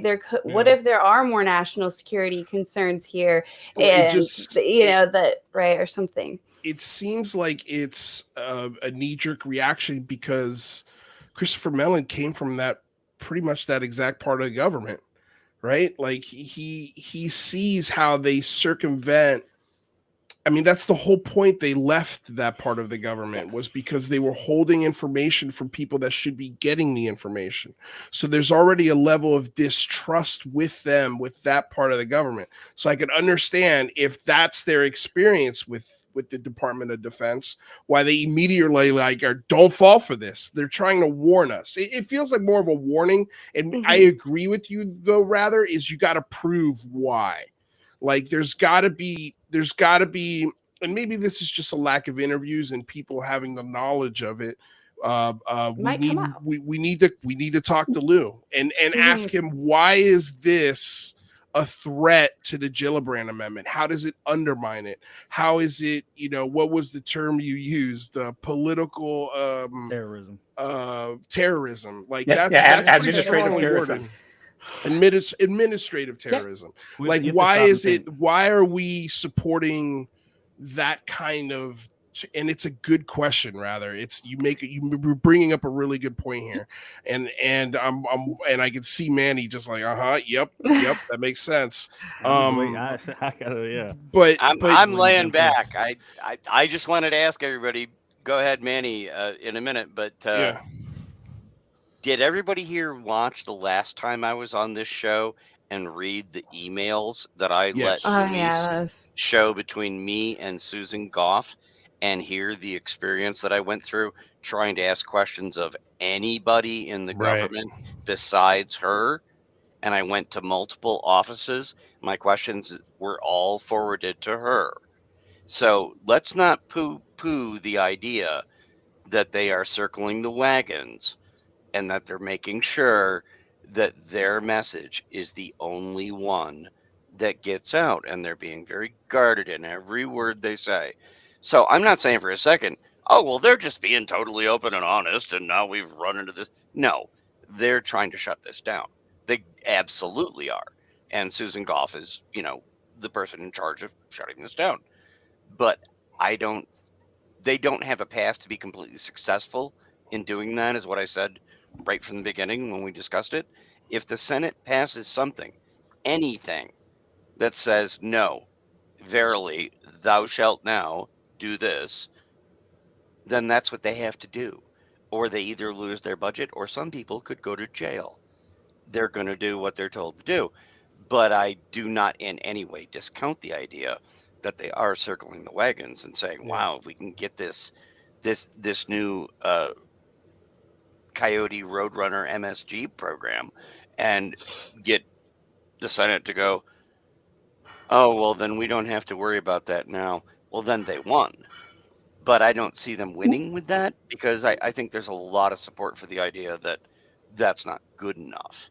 That's just my take on it. But I Adam, deal with what's these your people on a rebuttal? daily basis. Well, I'd say that, if they wanted to shut it down, the DOD would have had the perfect opportunity to do that with the UAP task force report, right? Like if they wanted to shut it down, that would have been the perfect opportunity. But instead of shutting it down, they built it up further, telling us that there are these other things that need further investigation. And, the UAP task force is kind of I'm very similar to the AOI MSG. And, personally, I was very happy with the UAP task force. So, yeah, it seems like they definitely are not trying to shut it down, because if they could have, if they wanted to. That's a good point. There's a lot of theys in there, rather. Yeah. I'm not disagreeing with you, but you You mean have the a set of aliens? theys that are in Congress who want to get support from the people. There are the theys in the front offices, in the DOD, the Pentagon, the intelligence agencies. Most of these people have no idea what's going on deep inside the black chimneys. We've discussed this here before. They have no idea what's going inside the special access programs. The president doesn't know. The Gang of Eight doesn't know. The Congress people that are pushing these things, they don't know. Nobody's known for a very long time. The last public figure that probably knew anything was George H.W. Bush, and he didn't say anything before he died. Nobody's really known anything since then. That's my opinion. Yeah. But I do think there is more of a appetite for disclosure, appetite for transparency, and the people that are fighting it are not the ones that have anything to say about how these offices are set up. Yeah. The people that are really fighting it are feeding it up from deep inside, and they're talking to people who are like, we don't want people seeing any of this. And a lot of those people don't even know what it is they're hiding anymore, because it's been so long. Because I still firmly believe there's a lot of stuff deep down inside of the special access programs, deep down inside of the military industrial complex, that are held primarily by civilian contractors. And there's no way to get at that stuff. Right. So we're getting back into perhaps conspiratorial territory. I'm Right. sorry. Yeah, But there's a lot of people in Congress, a lot of elected officials who may have good intentions, and they're like, hey, this is an issue. We need to find out about this. And way back in the background, there's some people who are like, we're not talking about this. No, well, and just my take. And we kind of touched on that on Wednesday a little bit. This idea that we're never going to have full transparency on this issue, because there's just going to be corners of this that we're never going to be able to shed light on unless the whole system completely crumbles and somebody just gets access to one of these rooms, and because it's the apocalypse and it looks like The Walking Dead outside, they just happen to stumble upon the building. But Manny, I want to get your take, but first, real quick, there's a couple cool super chats in here. The first from G West, thank you so much. In my opinion, UFO offices are very overrated. Show us the videos and photos. Why are you trying to create a UFO office? Manny, real quick though, let me read this one. This one's interesting as well, and then we can sort of speak to all of these super chats here real quick. But Ryan Sprague with a very interesting $5 super chat. Thank you, my dude. Spoke to the New York Post today about the Gillibrand Amendment versus Pentagon. Thought because she's New York rep would be good. They said we're so done with UFOs. That's a quote. So that's discouraging, to say the least. But what a weird, unprofessional reply. No, Yeah. I'm guessing I know who gave Ryan that quote because I talk to him every week. Okay. And then Event Tide with a $5 dono. Thank you very much. And I love this donation. This is a positive note here. Movements take time. Under 5 years is practically warp speed in this context. And I Absolutely 100% agree with that. I really, really do. I think this is, if we fail at this step, it's welcome to the real world. That's how things work. You're supposed to fail multiple times before you figure out how to do it right. And if that's what this ends up being, don't take it as a failure, take it as a learning experience. And let's just revamp, come back to the table, figure out what the proper verbiage is or who we need to contact to make sure that that Gillibrand Amendment is written into the bill as opposed to added on at the last minute as an amendment. And let's see what happens. You know, I think there are ways, there are a lot of positive things that we could come out with this. And even no matter how, and we got to talk to Lou, because it's a great question that Rather and Jane are bringing up here. Even we have to take this OAI MSG office as a positive because we don't know what we're going to get out of it. Who knows? Maybe we do get a public report. Maybe they don't squash the whole story. We have to wait and see what plays out. But there are a lot of other ways that we're going to be getting information. We're forgetting still about the James Webb Telescope. We're not talking about like the public sector as we travel more into space and that becomes more common. I think you're going to see people like Elon Musk, people like Jeff Bezos going, hey, you guys didn't tell us about this. There's something here. And maybe they start discussing these matters. But I love that comment. So thank you so much for this. That was really awesome. And that's my whole message to everybody watching is take a deep breath, remanage your expectations, and let's wait to see what happens tomorrow because it's not completely dead. And if it goes through, we do need to pop a bottle of champagne on the show because it's absolutely worth a pop in a bottle. If we don't, we simply go back to the drawing board and figure out what to do next. And it's as simple as that from a government standpoint. If I can just echo what Luis is saying, I gave you my honest appraisal of the stuff that I found out tonight. I was sending out questions, getting answers. I was watching the live feed of the vote. It's in pause right now. It's not over. Right. It's not over. This could still happen tomorrow. I'm just saying, don't get your hopes up. Right. Because there's definite paths where Congress is Congress. They got to get stuff done. And one of the paths to get that done could not be the best path for those of us who are hoping for the Gillibrand Amendment. It doesn't mean it's not going to happen. It could still. Right. I'll be up early tomorrow and I'll be watching the live feed. And I'll be up at 4 a.m. for sure. Follow me on Twitter and I'll be, broadcasting whatever we find out. Yeah. The fight's not over. Yeah. I'm just saying we had a setback tonight.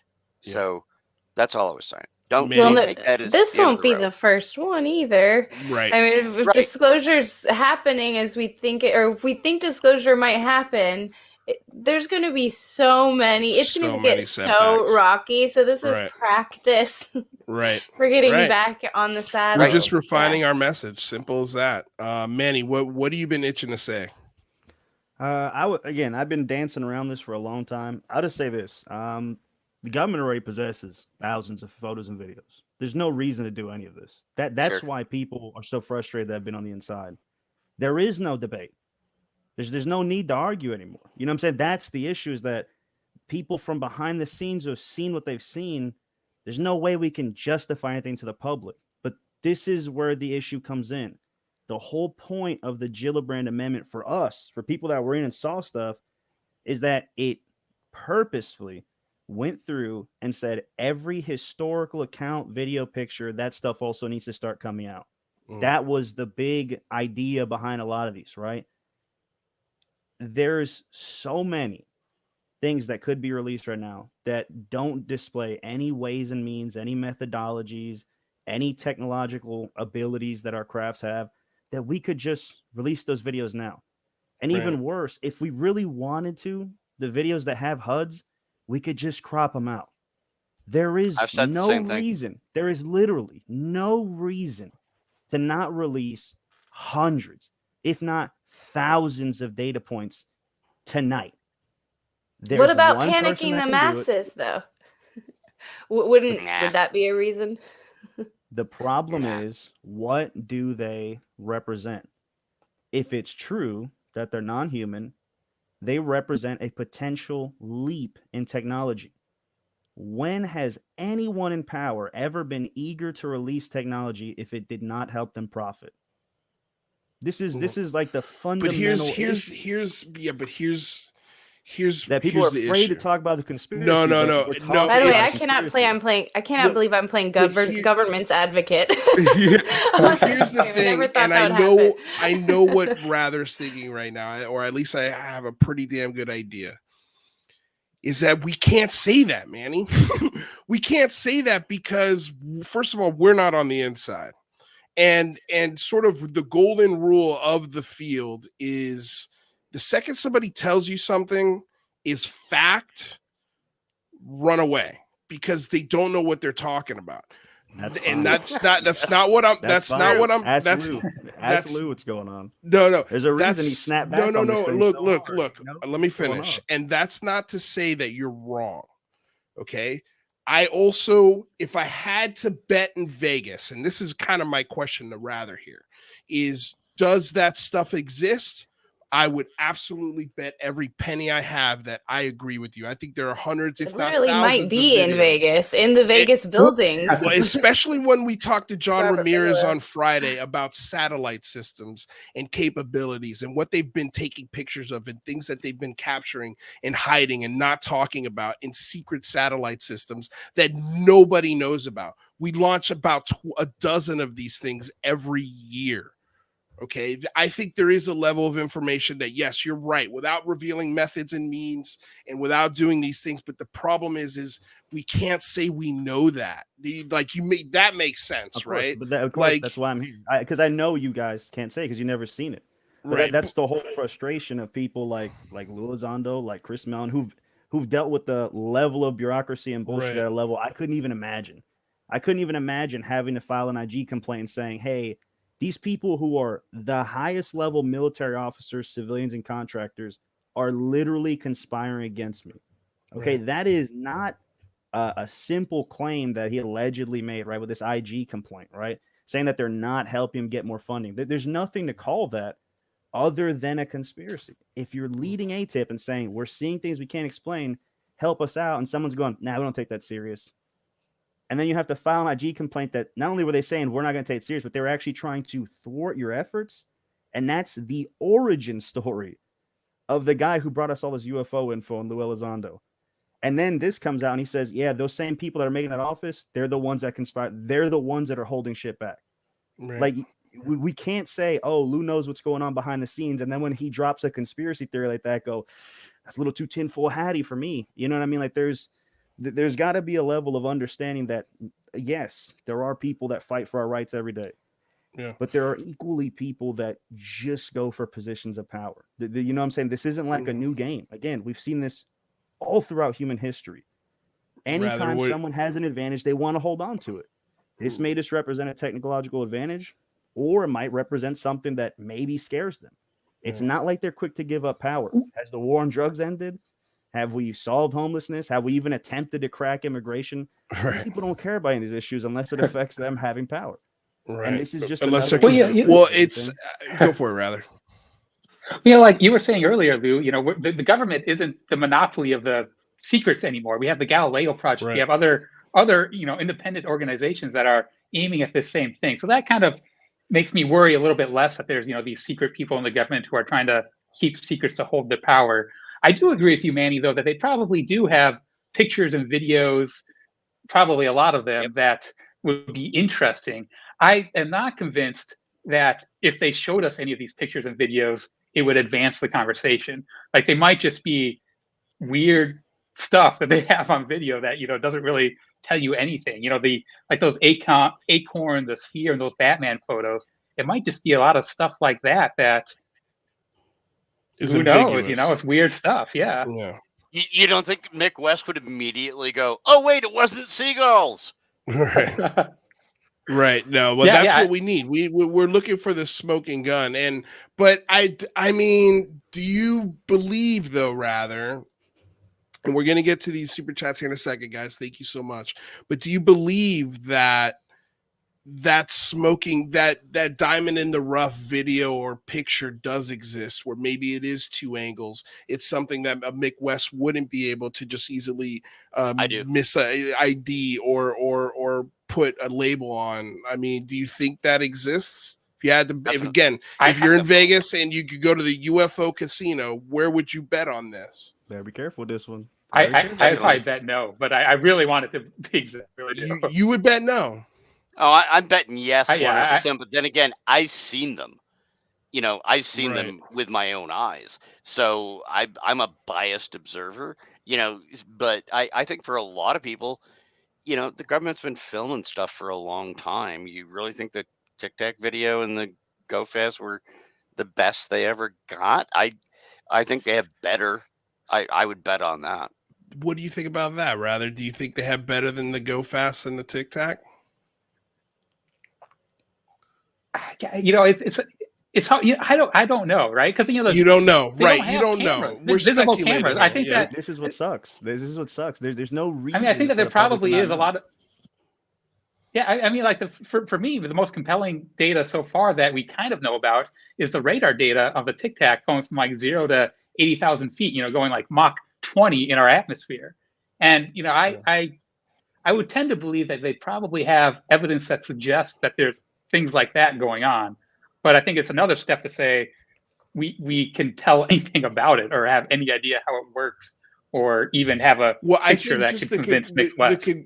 I think just the conclusion, we don't look, I think we're a very long way before we determine what it is. I think just the idea of it's non-human. It's not made by human hands, and the technology does not belong to anything on the planet. That's where I am. Or within this atmosphere or realm or whatever. Like, I think that's where it's going. But real quick, I'm sorry, Jane, did you have something to say?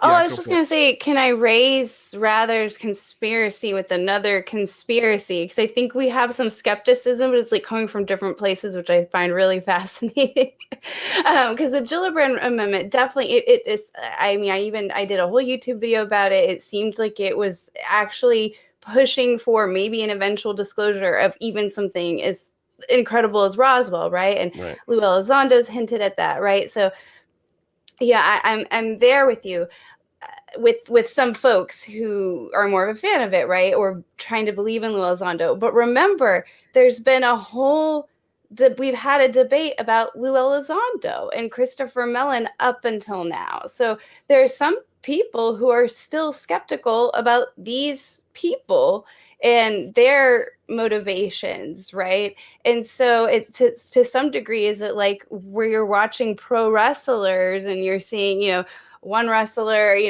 fight against another and nothing's really, we're not really getting to the bottom of anything, and we're, fighting on UFO Twitter again. So I really am down with there probably is like metal alloys literally in Las Vegas from UFO crashes per, we found out from Robert Bigelow's Pentagon contract. So I go like much more extreme tinfoil hat than rather, but I do still think at the same time I share some of that skepticism of, rallying around, one government group over another one. And so I wanted to throw that out there.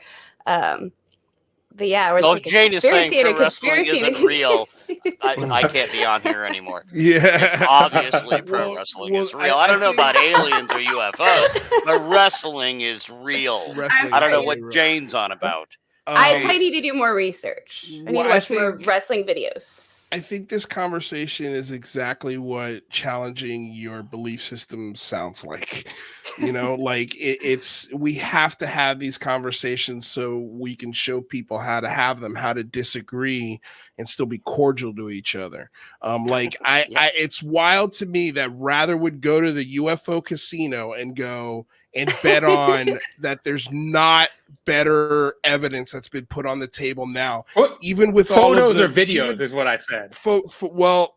Let's just say evidence then. If you're going to the UFO casino, Rather, is there better evidence that is held within our government on this topic that would definitively prove one way or the other that this phenomena is real, that there's a there? Yeah, to that I'd say probably yes. We probably have radar stuff that shows that there's things in our skies that are doing crazy stuff. Right. Okay. So then, just from the Nimitz incident, you can kind of tell that. We just disagree a little bit on the minutia of things, but again, at the end of this conversation, none of us know. Not one of us on this panel know definitively. I know, Manny, you're looking. Have you touched the craft? Have you been inside it? You know what I'm saying? Like, have you ridden in it? Do you know where they come from? Have you spoken to the entities that pilot it? Like, that's what I mean. The big good question, Luis. Good question. The big questions, yeah. The big questions, right? That's the debate that we're having now is the problem. The debate we're having now is, are there any sort of high definition videos or images that have been submitted to the government? Yeah. Yeah, I think so. I'm with you. And this is the issue again. Yeah. I'm not going to get into it here, but this is one of the reasons that I was so disappointed with this whole Gillibrand thing. Because if that passes, that creates an avenue for people like me to come forward. I don't have, a need to come forward and try to like manipulate the situation and set up all the groups. Like it, right. All I want is I just want a path forward for anyone that's held military, either in service, clearance, whatever, to come forward and testify on what they've seen or submit it to the government. This notion that there's not any solid evidence that there's something there has always been like the ridiculous side of it to anyone who's been within the government that's seen it in their line of duty, right? Right.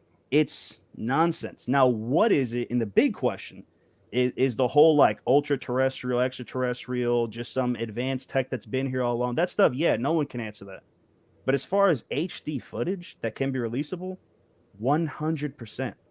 I don't understand why it's not being released. This is why I get so mad about this, because there is nothing holding it back. Joe Biden can declassify things. He can decide tonight, these 3 videos, put them out to the public. He can do that right now. He doesn't need to wait for AOI MSG. Well, do you think there's videos and photos of those videos and look at them and discern, is there any ways and means in here? Is there any methodology that's going to be leaked? No. Okay, send it up. That's what they did with the 3 videos that got released. So do you think that these these HD photos will show actual structured craft? Because when I hear, there's a lot of talk about orbs of light and stuff like that. Yes. I'll tell you right now. Again, we can't get into it. I've seen them and submitted them into a void where nobody did anything about it. Dozens of fellow service members with me also submitted things that went into an empty void. This is not a new thing, and it's not even uncommon. That's what I want people to understand. Sure, it's a little uncommon, but this isn't some, it happens once in a blue moon thing. This isn't like some random Passover of a comet. This is literally almost every day, all the time. This is not some new event. The problem is that there's something going on that's stopping people from putting the information out, whether it's a behind-the-scenes arms race, whether it's a fear of admitting that you don't know what you don't know, whether it's, trying to control and get a tactical advantage with this weapon system that you think is a weapon system, right? It could be any multitude of things. But the baseline argument, which is the thing that has always existed in all conspiracies and all like cryptid stuff, everything is like, there's nobody with rock solid photographic evidence, right? There's no evidence of Bigfoot. There's no evidence of Loch Ness Monster, right? These are all speculation. There is rock solid evidence that there is something out there that we cannot explain. And there are high definition images of many of these crap. This is a non-argument for people that have been behind the scenes, but it's unfair for us to come out and be like, you should believe me because I've seen it. Doesn't make any sense. But that's why I get so heated when I hear, oh, we can't release it because, you know, it might unveil something. What? Crop the HUD out. You think people don't know we're flying things in the sky? It's nonsense. People think we don't have satellites. Sure, if there's a secret one that has some, like, I don't know, some weird path around the world that's some new orbit, right? Okay, I get it. You don't want to unveil that. But anyone that's trying to tell you that we don't have rock solid images or videos, I mean, it's just nonsense. But are these craft avoiding civilians? So I will say, and this is going to be kind of a bubble buster, but I could say I have hundreds of photos and videos. I've been documented cases in Texas for over 10 years, and UFOs are reported every single day, right? And there are so many cases that stump me to this day, and I have questions about especially the triangles. But there still has not been like that civilian smoking gun evidence yet, that at least I've uncovered, and people have been reporting. Nobody stops anybody, as far as I know, from reporting things to me. So it sounds like, I mean, I know you can't say, but have you seen something then, Manny, with your own two eyes that you just know would be that smoking gun evidence, and you know that it got classified? Yeah. Are civilians getting talked to? Yeah, Jane has some pretty cool videos, by the way. There's definitely some compelling cases, this for is sure. the issue, right? But nothing Mick West proof. Right. Yeah. No, things Mick West proof. This is what I'm saying. Yeah. I want Mick West to see these videos. That's why I want these I want things to out. see him. I want skeptics to see what we've seen. I want them to go through it and try to nitpick it.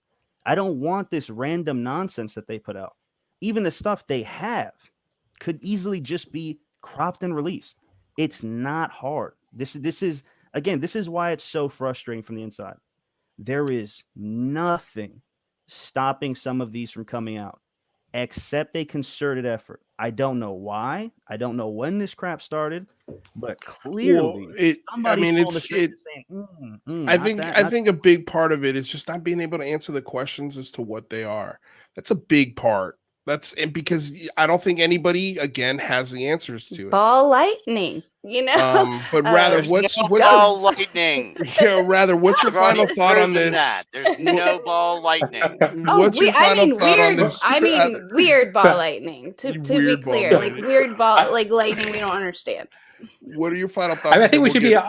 Some questions. I think we should be optimistic. If you look where we were 5 years ago, we have way more stuff available to us. There's progress. Government seems to be tilting towards disclosure and transparency, and we have a Galileo project looking at things. I think that there's a lot of reason to be hopeful in the next couple of years, and maybe we'll get those videos that Manny's talking about. Here's hoping.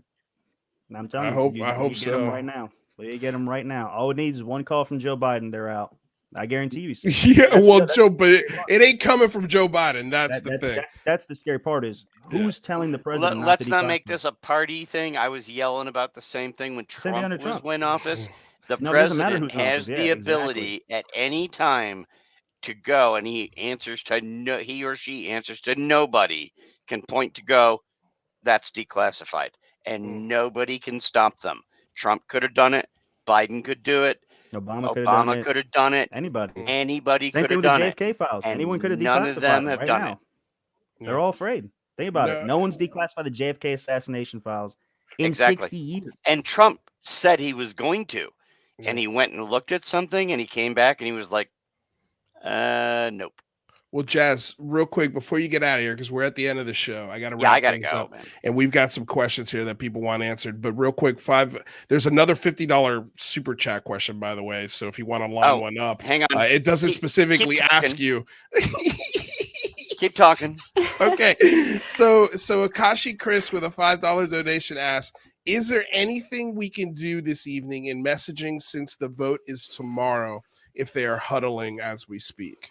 Right. Yeah, What and do we do say? everything that Luis was talking about today, that I was talking about. Pretty much the exact same message. I'm sure Luis will get out there and tune it up a bit for tomorrow. But yeah, the best we can do at this point, and I think it could still help, is get messaging out there. The vote's not going to happen immediately tomorrow. Get out there on social media, ring those phones as soon as people are coming online and saying we need the NDAA to pass with the Gillibrand Amendment, and try to hammer that through. And, you can't say it doesn't work. I think Luis's efforts with the big phone home, he undervalues the work that he's done. He really has. I think it's actually helped a lot already. And if we're close and looking at the vote, I think we're close. You might be able to sway a couple of Pushes people it if they over. get enough phone calls tomorrow being like, hey, you're Who would screwing us over. Who would be the senators that you'd target tomorrow morning first thing? Rubio number one. Yeah. Because Okay.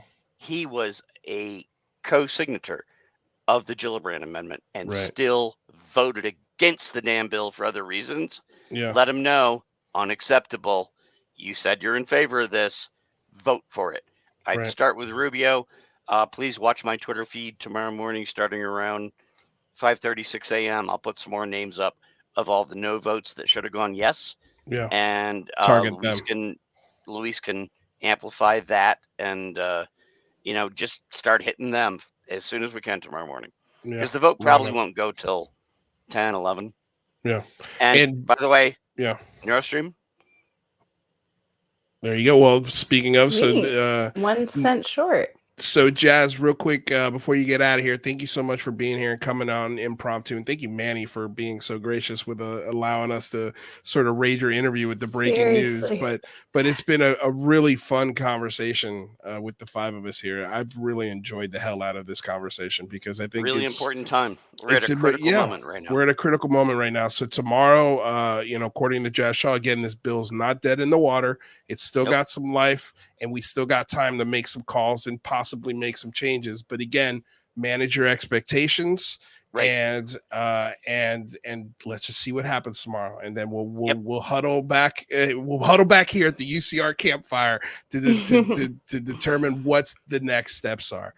So, Jazz, before you get out of here, where can people follow you tomorrow on Twitter at Jazz Shaw? Right, at Jazz Shaw on Twitter, and I'll be up. I'm generally up around 5 o'clock in the morning. I already got a bunch of questions in with a few members, and if I get any quotes, I will put them out there. I will send them to Luis, and he can, put them out on the UCR feed. We'll see who's where. If there's anybody wavering, maybe we can put a little more pressure on them. But yeah, this is not over the horizon. This could still happen, and I do think the public can have an impact. And we need to work on this. Right. Don't get your hopes up, but it could happen. I appreciate you being here, my friend. Thank you so much. Anytime, my friends. Yep. Ciao. My screen is running slow. Let's read this $50 super chat question from Neurostream. There's a difference between a passive data collection with strategic interpretation versus active data collection with scientific interpretation. If we want to know about ETI, bet on the latter. Important to support both. They'll yield with time. I know, rather, you definitely probably agree with that. I think that's very well put. You nailed it right on the head there. Yeah. And then we had a couple of other super chats here that I want to make sure we get to, you guys, before we get out of the show. One here from Haley Massbrook with a $10 donation. Friends, don't forget that we still have Skyhub, Galileo, UPX, and so on.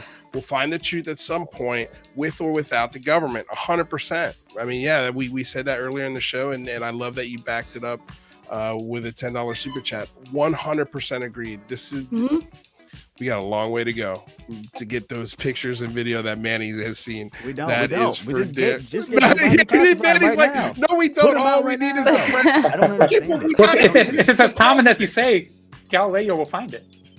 Well, Yes, they need to look in the exactly. right spots. If they want to know, they need to listen to Lou, because it's not like these things happen in a vacuum and they don't happen everywhere as frequently as they do in certain places. I'll say that. Well, yeah, it does appear that they might be showing up by by military installations more frequently than over civilians.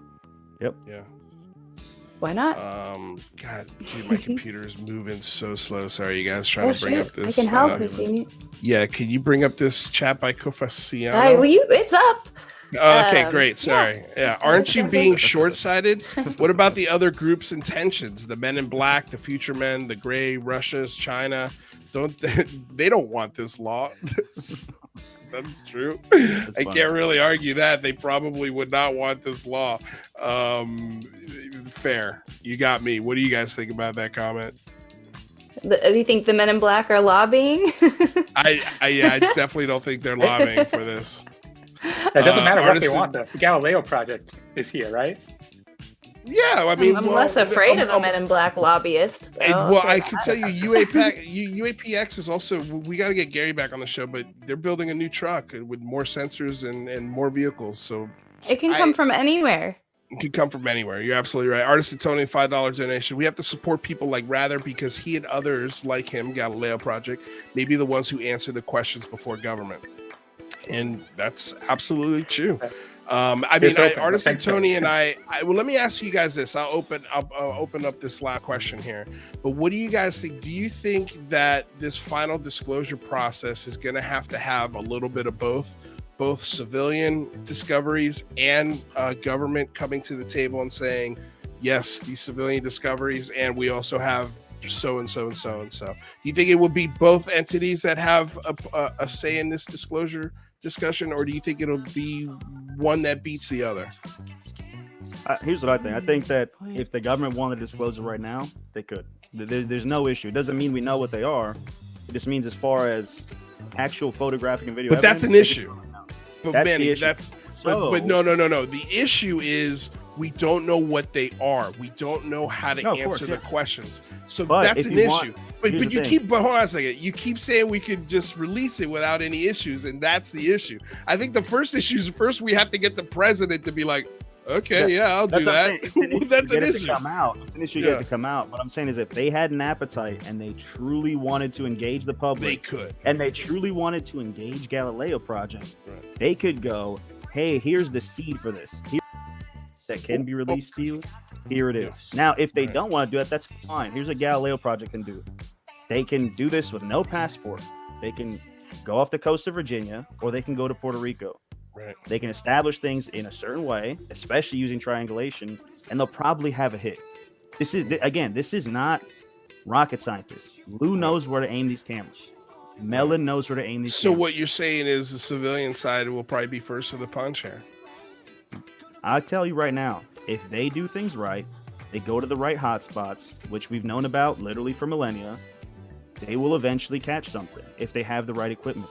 It's not a matter of if, it's a matter of when. Right. That's why as soon as Lou jumped on it, I said, okay, they're going to the hotspots. They know exactly what they're going to do. And they're going to do, and I admitted, I agreed with Mick West. They need to triangulate these because we have multiple angles of the same thing. Yeah. The civilian side needs it too. There's no reason to hide this stuff. There have been, as far as I know, no known attacks. There's been no real threat to the military. There's been no threat to national security. What is the issue passing the date on? That's my problem. Yeah. Is that we could jumpstart Project Galileo if everyone wasn't afraid to share data that doesn't compromise national security. But they're even hoarding information that doesn't compromise national security. But also you gotta realize that also the Galileo Project doesn't want government funds to jumpstart the Galileo Project. They need to listen to Lou and Chris. They need to go to those hotspots. They don't have that much money at all in comparison to a lot of these government projects. Right. So it just has to be used wisely, and they got to be patient. We spent a lot of millions of dollars aiming radio telescopes at space, which was a great idea. But had somebody just come forward and said, hey, we're seeing a bunch right here. You just aim a few cameras up, catch them from different angles, and figure out what's going on. We would have had this nipped in the bud a long time ago. So why haven't we? That's my issue. That's why people like me from the inside get so heated about this, is because this doesn't need to be an issue. It can be a universal thing that we all agree upon. This can be like a watershed humanity moment, but we're wasting it. I think we're getting there. I think we're getting there. We just got to give those entities time, and that cat back in the bag. It'll get here eventually. Yeah, they just gotta listen to those guys and go to those hot spots. I'm telling you. I agree with you. All right, my man. Well, before you get out of here, please tell people where they can find you. Yeah, Fringe Center Podcast. It's coming back starting Wednesdays and Saturdays. I'll be posting a new video. It's not going to be live streamed, so it's not going to compete with UCR in any way. It's going to be pre-recorded and released. I promise not to yell too much about UFOs and videos that need to be released or Biden needing to declassify stuff. But I do cover a wide range of topics like history, current events, everything, all from like the obviously weird perspective of the jobs and careers that I've had. But again, Joe Biden, release the videos. There's nothing stopping you. Stop golfing and release the videos. Does he golf that much? I don't think so. I think he's just shopping with his mask off, and that's what I got caught doing recently. All right, my dude. We'll see you later. Thanks for stopping by and having fun with us today. It was a fun conversation. All right, you guys. Well, we got one last donation here from the crowd. Thank you guys so damn much for being here. Like, just news dropping during a live show. We had to adjust on the fly and have a show that we did not plan for whatsoever. So Cafeciano with another $20 donation. Do you believe that the videos and photos they saw shows a smoking gun? If true, they don't seem scared or nervous to pass their law and to gather more info. Does the U.S. have aliens, or do they not have an alien UFO? That alone passes any law or bill. What do you think, Rather? Yeah, I think the Galileo project is going to be the. I think they're going to be the entity that is almost like hitting the piñata that is the government, and at that point, when Galileo finds something, we'll maybe puncture that piñata and see if there's any candy inside or not. And who knows? I think there's going to be a lot of candy in that piñata, buddy.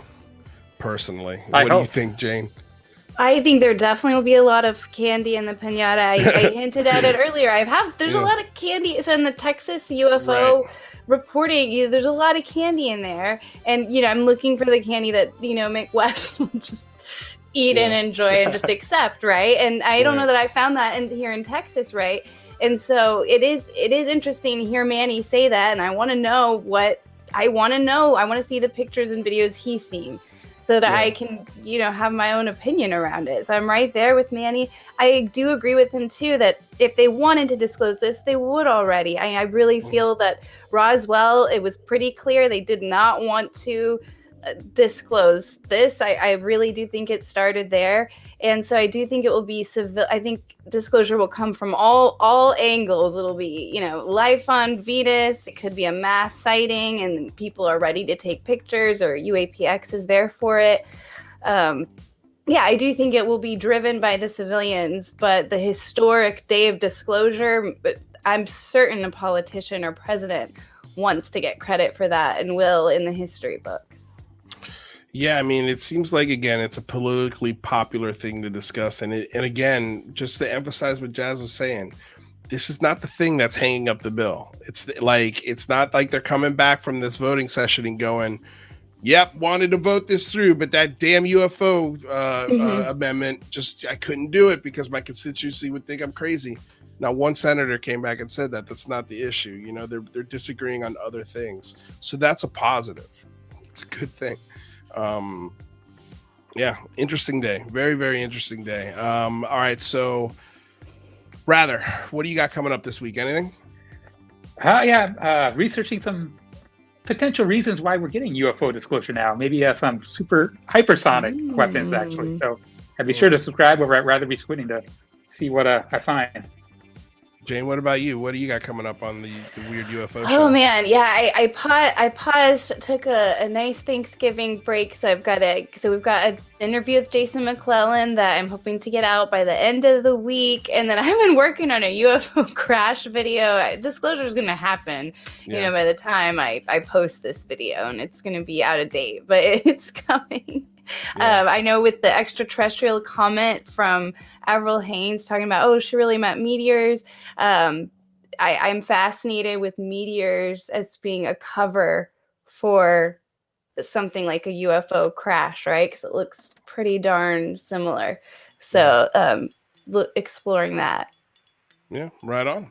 All right, you guys. Well, thank you for staying a little late with us. We went a little over for our 2-hour limit, but it was a fun show. We had breaking news, which doesn't happen a lot as we're doing the show, but when it does happen, it's always a fun conversation. And I'm curious to know, rather, like, how do you feel about today's conversation? And I guess leave the people on a positive note or a negative note. What do you think is going to happen tomorrow? Let's do that. What do you think is going to happen tomorrow? Yeah.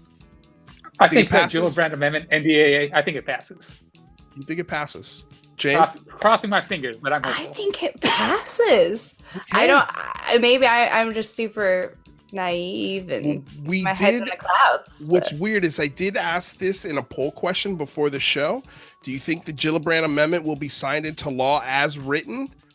39% of the audience said yes. 33% said no. 16% said yes with verbiage additions, and 12% said yes with verbiage removed. So it's very interesting that was the question that popped up today, just weirdly enough. So never been so interested in my government.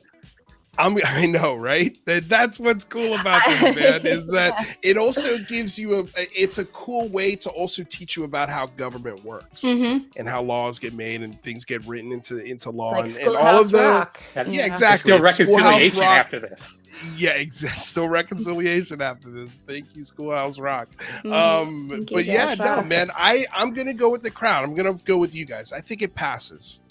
I think we don't rest on your laurels, manage your expectations, but I think it passes. If it doesn't, we go back to the drawing board and we figure out how to put it in the bill next year. And we take our inch with the new AOI MSG office. We take our inch with the Galileo project. I know it's not as satisfying and as instant as a Gillibrand Amendment, but these are all still really positive things that we won this year. Like, these are wins, big W's. So just keep that in mind. With all of that said, you guys, I cannot thank you enough for being here. Want to remind you the show's going to be available in about an hour on podcasts and iTunes. Leave us a rate and review. Make sure you like, subscribe, share this show, because this is a very informative show on what's happening with the Gillibrand Amendment. Live. I learn things every show. Every time we do a show, I feel like I also learn things or gain perspective, which is fun. So you can support the show. We are a public access channel. You can support us through Patreon. The super chats are also a great way to support the show. So we truly appreciate all of your enthusiasm. Whether you support or not, nothing is hidden behind a paywall.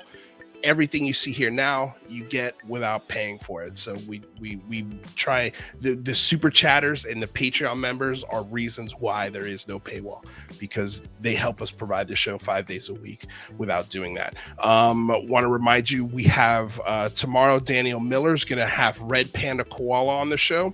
On Wednesday, this is going to be a controversial guest, James Carrion, former MUFON director and gentleman who was on the J.J. Abrams documentary UFO, is going to be stopping by the show and gut checking my belief systems, I'm sure. It's going to be a fiery, fun conversation, so don't miss that.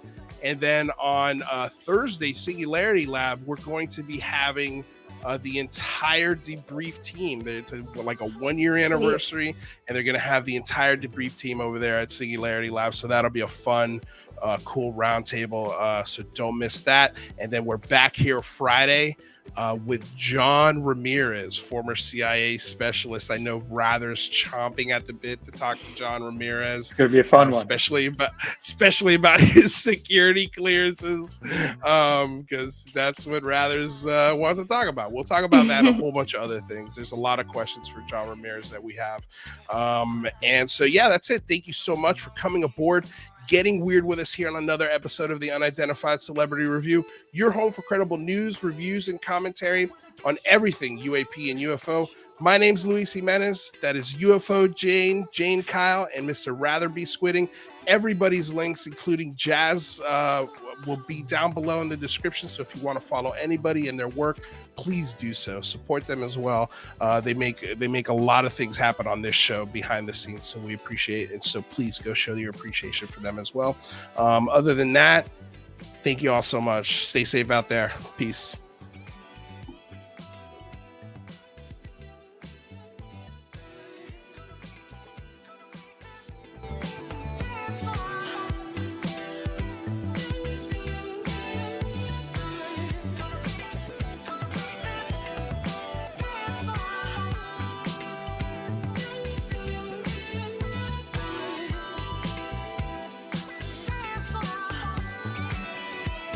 I'm going to tell